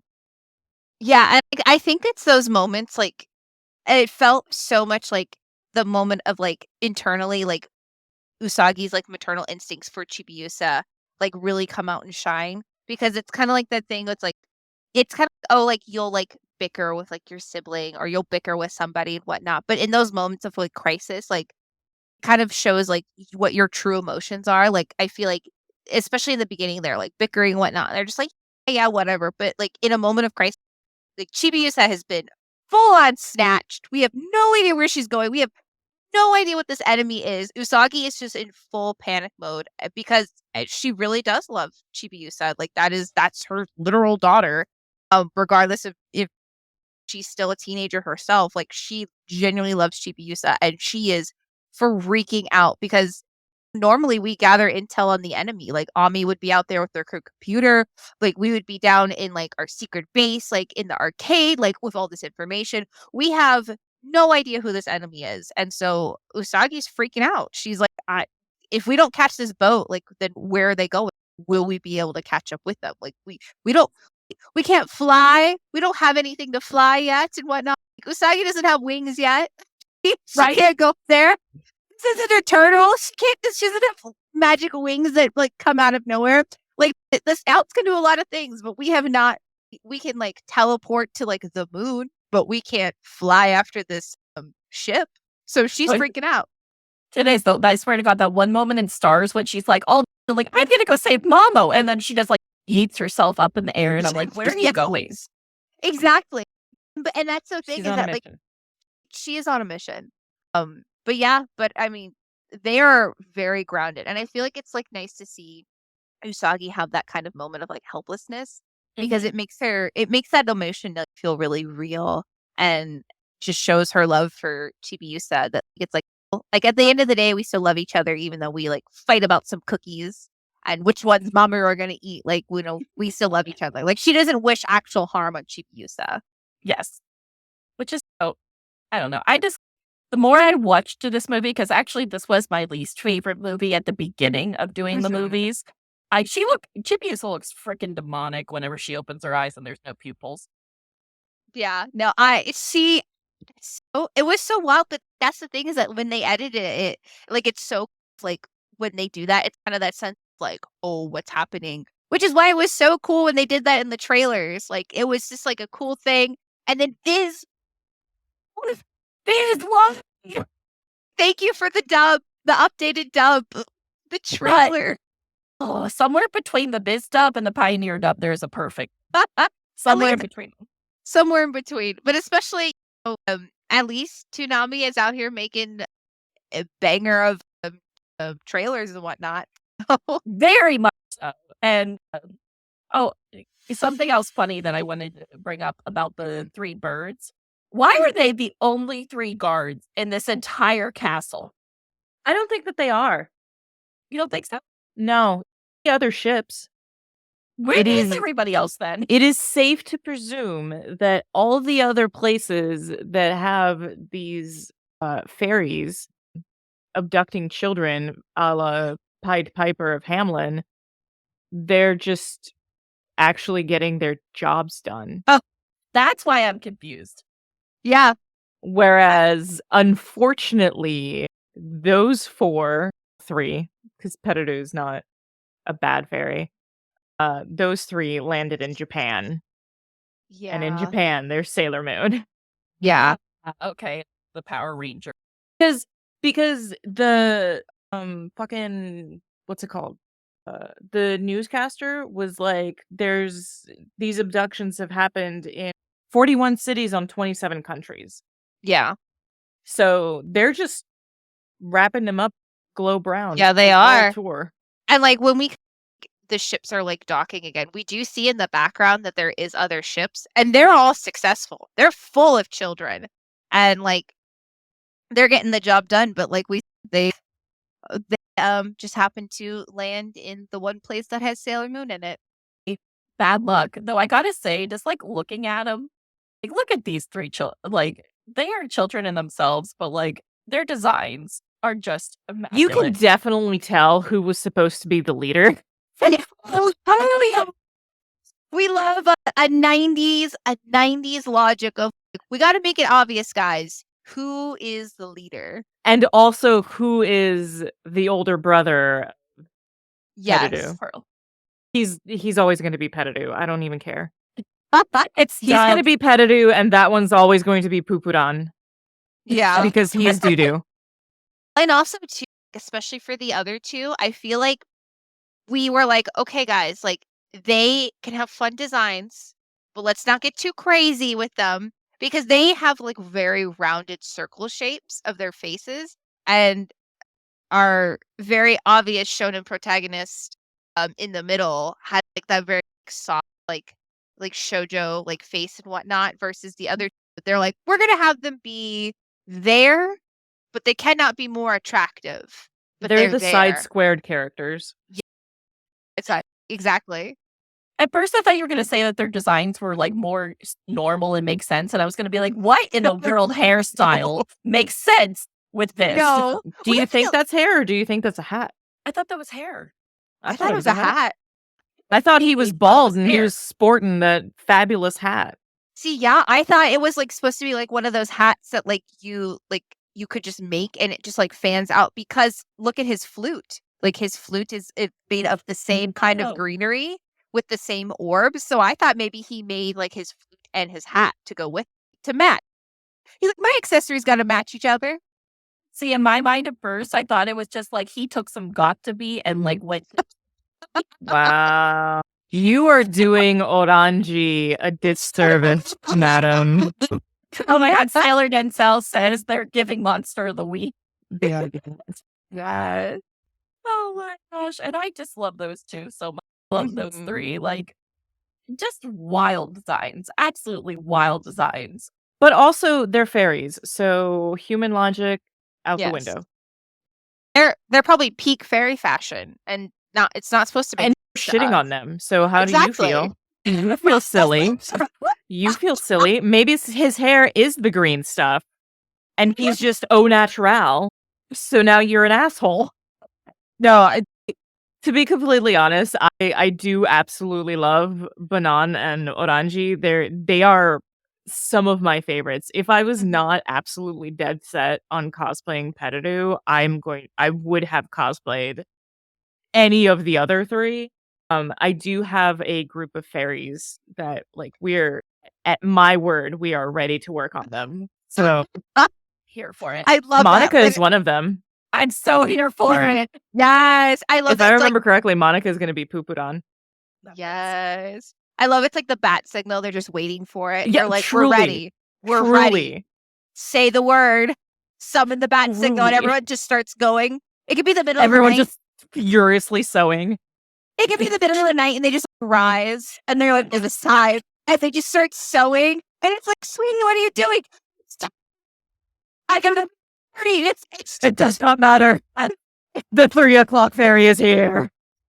Hey, Loki, now you have to tell them at exactly 3 a.m. and wake them up and be like, I would have to also wake my own wife up at 3 a.m. because she's going to be Badiane. Yeah. So. Yeah. Oh, perfect. You just, it's like the one comment Sailor Denzel starts playing. That should be your opening. Yeah. That should be how you summon them. That's your bat signal. You just start playing like. I'll just send the clip of Pettidu playing his flute. Perfect. When it awakens the fucking cookies or whatever. Mm-hmm. That's all I need. Perfect. Okay, now we're going to get to my favorite lines of the movie. Yes.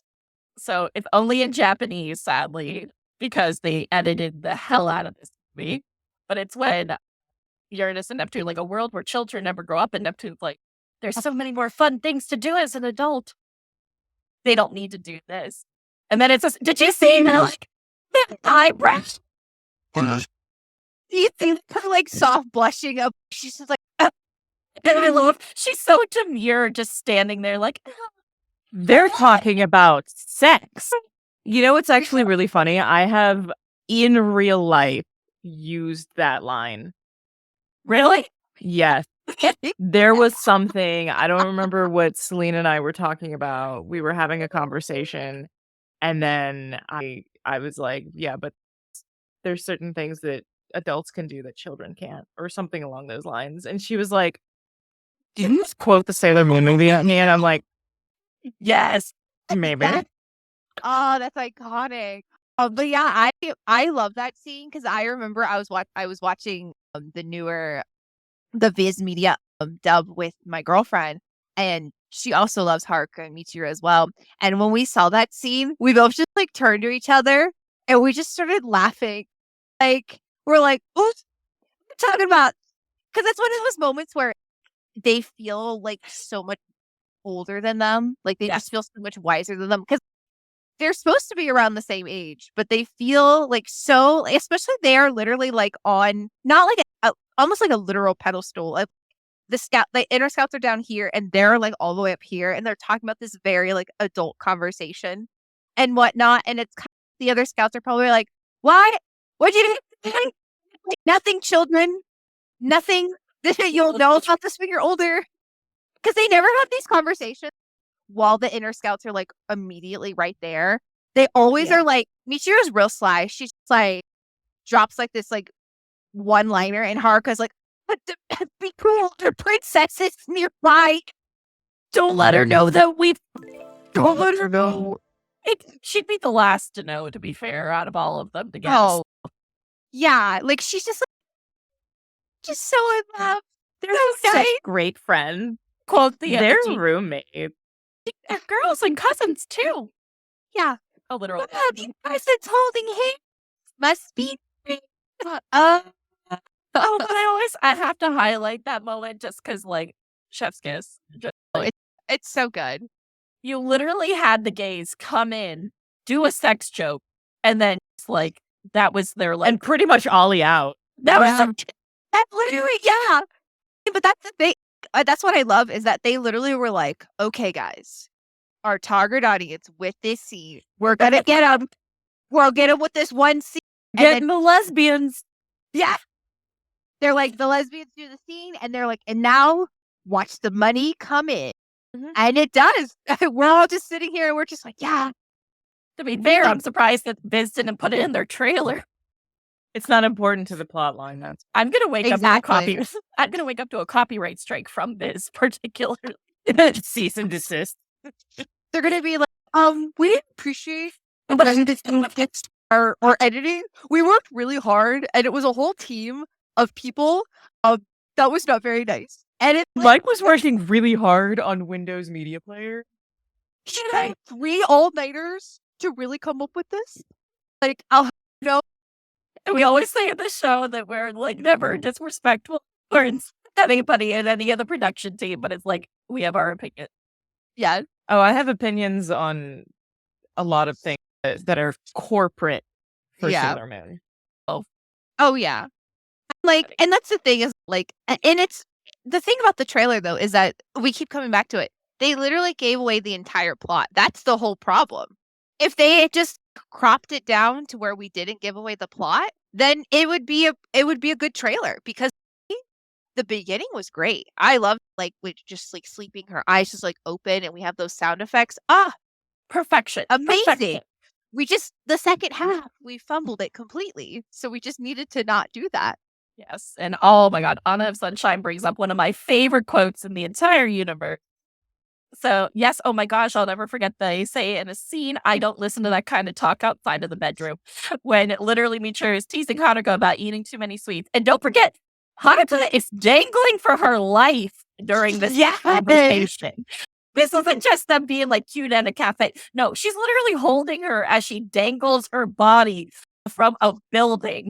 And the comment of eating too many sweets is because she's heavy. Which, Literally, Michi doesn't have the upper body strength to pull this bitch up. Oh my gosh. And it's so funny because Haruka is probably just pure muscle. And because she's a race car driver, she's like an athlete and whatnot. And so I'm sure, like, and Michi, she's as athletic as Haruka. So, like, her trying to pull her up, probably Haruka, pure muscle. And she's like, I'm going to tease Haruka about eating too many sweets. And Haruka's just like, yeah. I mean, like, to be fair, muscle weighs more than fat. So, yes, it does. However, that being said, with the amount of instruments that Michi plays, she would have some pretty built biceps. She would. I'm just saying. She would. But it didn't But stop no her upper from, body strength. Yeah. It didn't stop her from She's like, I'm going to tease my girlfriend while she dangles for her life. Hee hee ha It's ha. fine. I love Michi's timing. She has the greatest time. Which is why it's so great with that scene in the movie. Like, literally, she's like, it's just the two of us. Hee hee ha ha. And Haruka's like, everything's fine, guys. We're going to save our future princess. It's fine. Don't ask how we got here because we don't know either. She's like, nothing to see here. Just two lesbians admiring the scenery. That is actually one of the things that I believe if I'm remembering correctly, in the script, everyone was like, how did you guys get here? And they don't even say a damn thing. They're just, well, we saw that this castle was emitting really evil energy. And everyone's like, okay, but how did you get here? Exactly. Stellar teleport. Yeah. I mean, and that's like literally that shrouded in mystery that we keep talking about. They like perfectly deflected the conversation and they're like, you don't need to know. What matters is we're here. Don't worry, kid. Oh my gosh. So moving on in the movie, we get to the point where, by the way, am I crazy or did they change her name in the dubs? Because I swear one is Badiane new and one is Badiane. So Badiane is the French version. Badianu is the Japanese etymology of saying Badiane. Okay, everything makes sense now. Okay, thank you. I needed that little gap in knowledge to be fixed. All right, so I am going to double check the French pronunciation because because I don't trust the English dub. Okay, fair. I do not trust them at all. I just spent lettuce from my taco on my keyboard. Anyway, all right, but we go to this scene after the three birds are defeated, and then we meet the queen herself, which just an interesting character. Because do we ever get like any kind of motivation? No. She's just big and evil. Yeah, she just wants children's energy. The French pronunciation is Badiane. Badiane. Okay. So technically Badianu is closer. Oh, interesting. Cool. Also, do you remember the castle name? No, what is it? Marzipan. Oh, it is Marzipan. I love that. Thank you. I did think it was interesting. Okay, so then let's move on in the story. So they're at this Marzipan castle. They're trying to find ChibiUsa. We're trying to figure out where in the world she is. And she is specifically taken by the queen because she has so much energy, probably from the pink silver crystal. Or is this called the pink crystal? Semantic. But, ¿Por qué no los dos? but then she takes ChibiUsa, and it's very similar to, I think it's the 4th season, where she's like captured and she's like held. And then she has what happens to Usagi in the first movie when her ribbons come out. So I'm trying to see. She de-transformed. Mm-hmm. Oh, I found out the actual sidestep. Oh. How did you humans find this invisible castle? No tricks work on my mirror. Oh, just Neptune. Just Neptune being Neptune. We stand a queen. That is so funny too that she like did that with like, no reserve at all. Oh, and she's always so fun about it because she's always just like, yeah, She's so funny. I love her. She's my fave and always will be. Like, oh, but I wanted to talk about this. So whenever, back to the movie, whenever they are at this point when the ship has started to get destroyed and Sailor Moon and Pearl are hanging on for dear life and Queen Badiane has just entered the black dream hole. So I think it's an interesting moment. They all turn their colors, but I can't figure out what their colors represent. Because these two don't make any sense to me. Just because she's too light. Like, this green should be Jupiter green to me. Yeah, I don't know if it's maybe like they were trying to, like, at the time when they were animating this, if like they didn't have like a full range of colors or like what kind of program or like limitations if they had.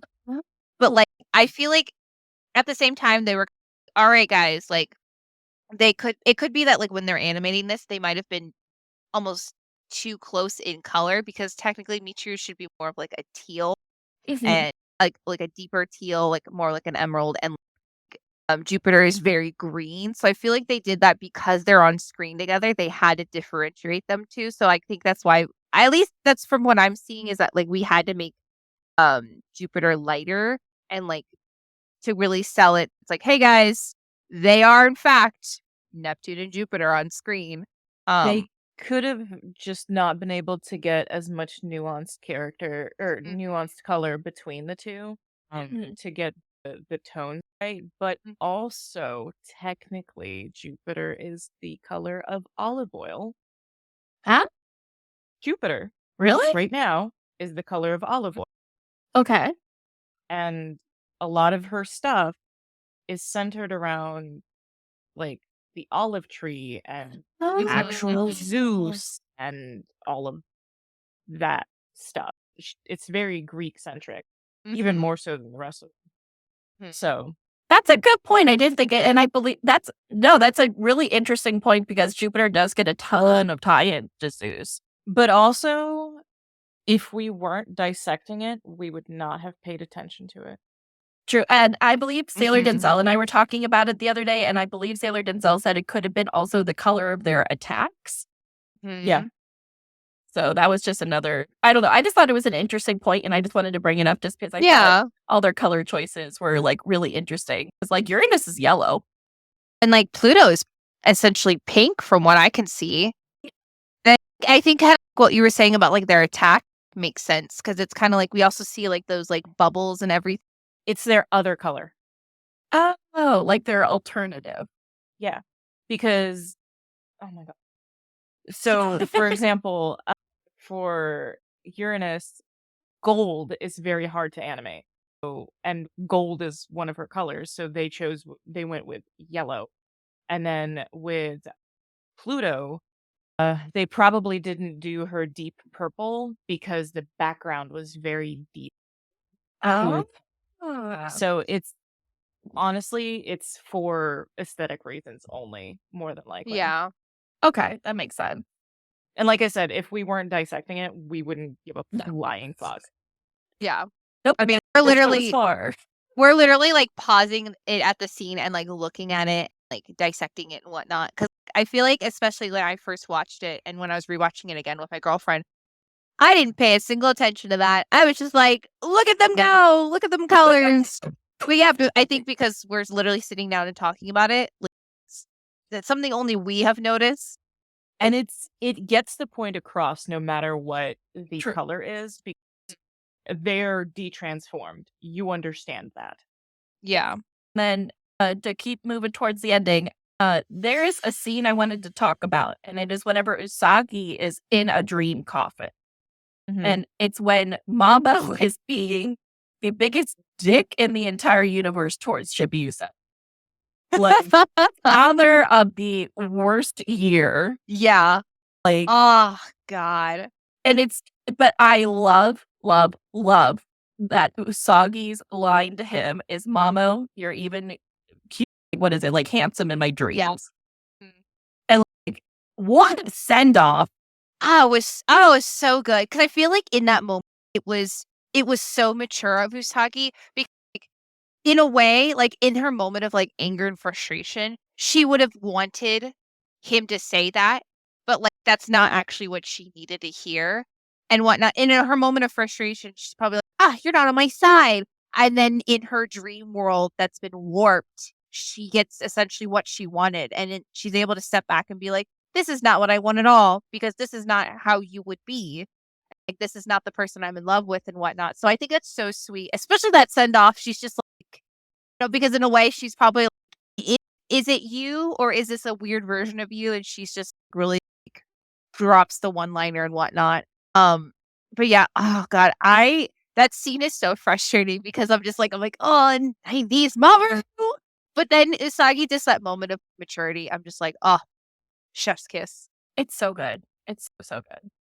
And yeah, and it's funny because just to bring it visual up, this I feel like is romanticized a lot. This image, yes, you see this image so often. Yeah, she's transformed, he's not, and this only happens in this movie. Yeah, this image single-handedly, like in the fandom over as long as I've been in it, it gets referenced a lot.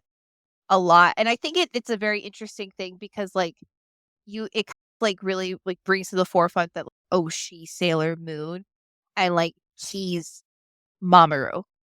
Like we don't really ever see it at any other time and whatnot. So it's just interesting that we keep seeing this panel so often. Agreed. And also, if you had just started breaking out into singing "I'm Just Ken," I would not have been mad. Because I thought that's where you were going for that. I thought you were going to be like, he's just Mamo. There's going to be a rendition of that now, like for Mamoru, but like, it's to this tune of Sensational. I'm Just Ken. That's so good. The thing also, though, and because I'm looking at the script right now, their relationship at this point is deep enough that she knows where both of their priorities. So when she's like, tell me the truth, who's more important, me or ChibiUsa? He's like, you're being silly. Of course you're more important, Usako. And she's like, you're not real. Yeah. And also when he was like, because where is it? So he goes, she can just stay asleep. From now on, we can spend all our time here by ourselves with no interruption. And then she goes, but I have to save the children and everyone else first. And he goes, who cares about it? Who cares about the others? Yeah. And I think that's when she's like, that's not very love of power and friendship. That's not very my fiance. Yeah. Yeah. That's not very the literal man who has helped me save the world. Like, that's literally. Especially not the talk of a future king that's going to rule over a kingdom and care about his subjects. Like, that's not very King Endymion of you. Yeah. Yeah. And yeah, she goes, you're gorgeous even in my dreams, Mamo-chan. It's so good. God. And it's really sad because he does say the things that she wants to hear him say. Like, you're the only person more important. Like, you're the most important thing. And she's just like, damn. Yeah. And I think it's that moment of, like, it's like also a maturing moment too, that just because she wanted it doesn't mean that like it's, did I really want that? Or did I want that in like my moment of anger? Like of like frustration. It's definitely a be careful what you wish for. Yeah. It's definitely be careful what you wish for. You got it. You didn't like it. Because it fundamentally changed him. So exactly. And one of the things she loves about him so much is that he is so caring and compassionate. And he is going to be a great father to ChibiUsa. And so it literally goes against that part that she loves about him so much completely, that she's like literally becoming a doctor to save lives. Like, yeah, no, like I think this is actually probably the best characterization of Mamo. Yeah. All right. I would like to watch the finale just because I think it's really important to actually listen to what the queen is saying. Why do you leave your happy dream? Damn, what are you doing? You must give up the little girl now! And go see your clever and peaceful dream. Otherwise, you will end up perishing everything, only to live in an eternal night Think about this. Think about yourself. If everyone only thought about themselves in their dream, no one would ever be hurt. It's an uncomplicated. I'm reading the brief hope for all of you. That speech, I think it's interesting, just to stop off real quick before we continue. I think it's interesting because that is as close to her motivation as we ever get. That she wants, it's almost like the Thanos step, like she wants everybody to be happy. Yeah. And some sacrifice is required. I think it's very much that kind of like thought process of she's doing it with like good intentions, but her delivery of it is completely wrong. Like it's like Usagi also wants everyone to be happy. She's not going to reach that same conclusion doing the same methods as Queen Badiane. Their methods are totally different, but at the same time, like they just want everyone to be happy, and it just shows like what is someone willing to do? What actions are they willing to take to achieve that goal? And she is willing to. The queen is willing to just kidnap all the children. Yeah, literally. And I'm looking for this. She executed it with very much well done. She had efficiency. She had efficiency. She sure did. I like the slight nuance of the translated version of the speech. It's pretty much the same, but just a certain je ne sais quoi. So, why did you escape that coffin of dreams? Sailor Moon, what do you want? Take your hands off that girl. That way you can return once again to that happy coffin of dreams, or else you'll burn in this flame and die along with that girl. Just think, if every human was in their dream and thinking only about themselves, no one would be hurt. I am nurturing this black dream hole for the sake of all you humans. So she thinks that she's being a nurturing mother. Ooh, bringing in the mother aspect. Yeah. And like, I feel like that's an interesting aspect too, because in this movie, like we see Usagi, because essentially ChibiUsa is not really, she's not present in the other two movies. I believe she's definitely not in the first movie. She's in the first movie, just not. Okay. I was going to say, literally. it's been, and I think I literally was like such a blip because she's not the main focus. I couldn't even remember. But like this movie, we really are like bringing on that. We see the most of Usagi and Chibiusa like relationship in this movie. So also too, I kind of brings that aspect of like Sailor Moon and the Queen are both mothers, and what are they willing to do to protect their children? And it's like, how are they going to both reach that conclusion? Badiane is going to do one plan, and her plan is working, and they're like, see, my plan is working. I'm right. What's the problem, Sailor Moon? Like, you seem to be the one suffering. So I think that's like a nice aspect too. But like, what are these two mothers in a way? Like, what are they willing to do to achieve their goal of protecting their children? Which, how interesting is it to think of this as a movie of mother versus mother? Yeah. What a wild in time. Yeah, that's why I really liked the Japanese translation, because it was very, very nuanced. Okay, and then just to finish out the scene. About yourself. If everyone only thought about themselves, no one would ever hurt. It's an uncomplicated. I'm reading the brief hope for all of you. Your mother ate when you were little. There's some work to it. To was married. When I hear the clock strike 3 on her, I wonder if future I know will be very.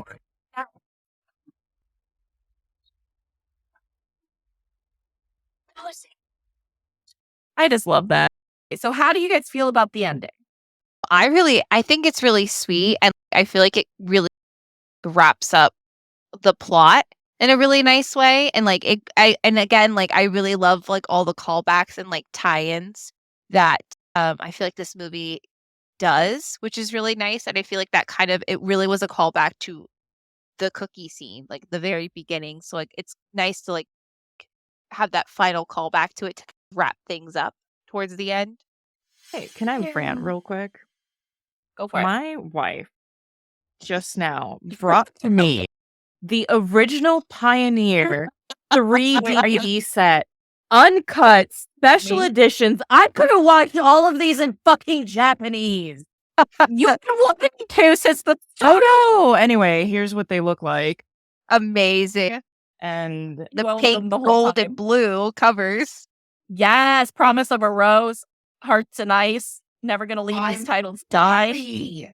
Which I would like to point out, ma'am, Michi, nowhere on the does it say fucking nowhere. Yeah. Yeah. Get fucked, Michi. Yes, my wife has been holding out on me. I didn't realize I had them. I'm sorry. I should have asked. I don't know why I didn't. That's so fun. No, that's literally me with like VHS. I have that on like all the movies on like VHS in those same covers. I love that. You know what? So I sat through the R movie in English. I sat through the S movie in English. I dug through the internet for the SuperS movie in Japanese because there is no way in hell that I was going to watch the dub. Absolutely not. Anyway. Meanwhile, the version that I found immediately was the new dub. And that's the one I showed my girlfriend. And she's like, can we watch it in Japanese? And I was like, oh, this is free with ads that I can find on the TV. So we're going to watch this version. And she like she just hears the dub and she's just like watching it. And I was like, this is really good. This is so much.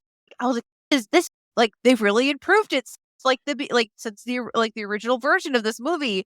And like I'm over here analyzing it and she's just like, we could be watching this in Japanese. And I'm like, we're watching the new dub, sweetie. That's the thing that actually really pissed me off on Amazon. It's only the new dub. It does not have a Japanese switch. And I was like, are you fucking serious? Yeah. YouTube is the same way with free with ads.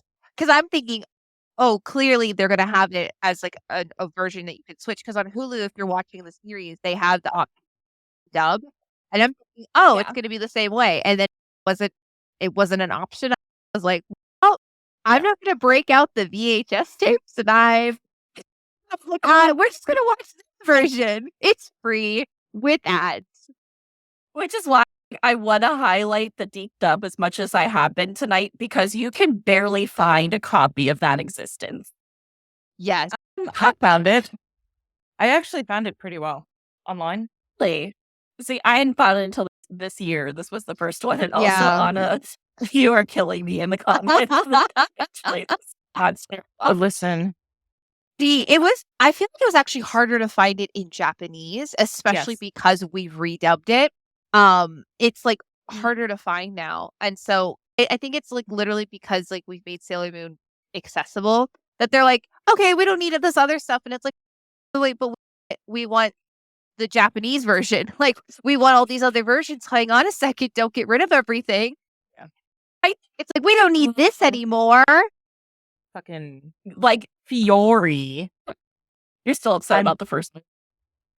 It's been 3 weeks, but you're still like, I'm going to get them. All right. But at the end, I want to talk specifically about when ChibiUsa comes back and gets re-superfied and how good that ending is with them using Moon Gorge's meditation. But it's not her just calling Pegasus. It's they do it together. Yes. I have been waiting for that. I love that so much. Oh, yeah. I love it too. Because it's like that cool moment of they're doing this together. And it just felt just like the pinnacle of it all, where they're joined forces and like they're doing this really cool attack and they're doing it together. And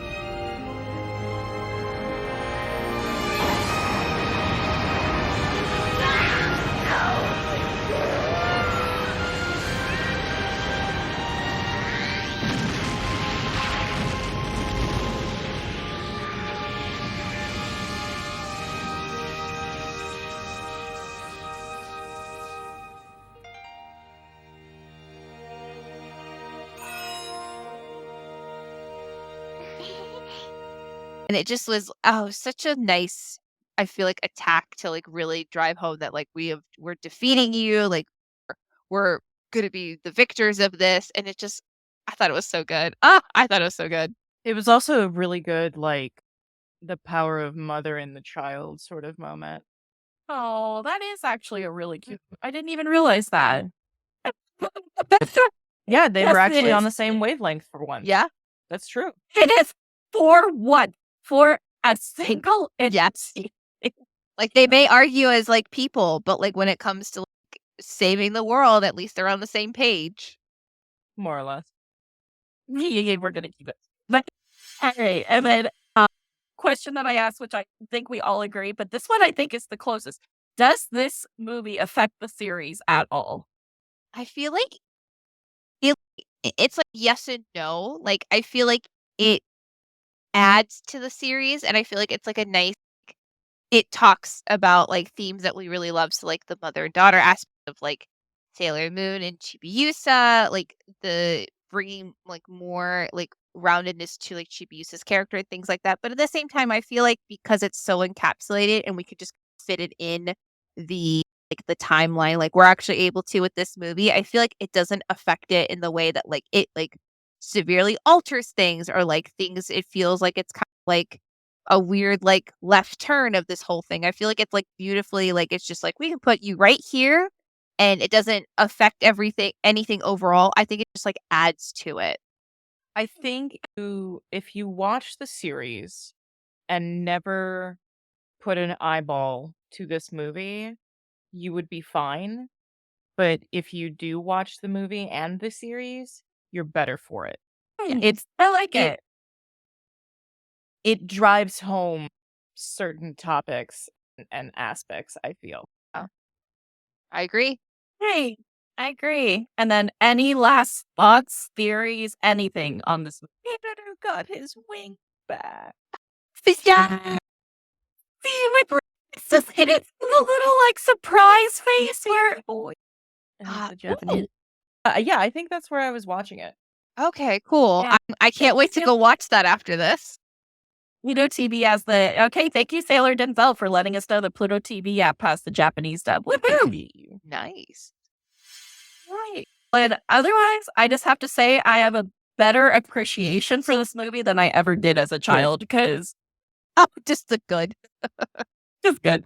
All right. And at that, Loki, I'll let you bring us out. And so this brings us to the end of our show. Thank you for joining us for episode 18 of season 2. We'd like to thank our guest, iRukiaChan, for joining us today for our Moony Mayhem. Go ahead and give yourself a wee little plug. Yeah. I just want to say thank you so much for the Eternal Mooncast for having me on this podcast. I've been a big fan for a while, so it's really cool to like be on here to talk about a series that is very near and dear to my heart. But if you want to follow me on my social medias, I am iRukiaChan on Instagram, Twitter, and TikTok as well, all the same handle. So you can go ahead and follow me on there. I love cosplaying from Sailor Moon, and I plan on doing more cosplays of Sailor Moon in the future. So go ahead and give me a follow on those channels if you want. I've already followed you on Instagram. Thank you. I appreciate that. And as always, our fellow Moonies, make sure to follow us on our socials. You can find those in our link tree in our description. And you can also find me, the Comfy Witch, aka Loki, on most socials as the Comfy Witch. I am currently an artist and a streamer, and I'm hoping to get back into cosplay soon. Yeah. All right. And then, oh yeah, myself. Hello. As always, I have been your host, Michi, and it's hard to do this and talk to myself at the exact same time. You can find my personal socials at MEW21, some _ cosplay. For Eternal Mooncast, you can find older episodes of the podcast coming out on Moony Mondays at 7 p.m. on YouTube whenever we have episodes. Otherwise, sometimes it'll also be episodes on YouTube of our game night, which is called Bishojo Senshi Slumber Party. We appreciate any likes, comments, subscribes, follows, or however you would like to support our show in your own way. As a quick reminder, these are just our personal opinions, and we celebrate and love all respectful Mooney opinions here. We are working hard on the show to be a place where the Moonies can come together and discuss their theories and love and passion for Sailor Moon. Remember, as ChibiUsa once said, don't worry, Sailor Moon's everyone's mother. She'll take care of everyone. Good night.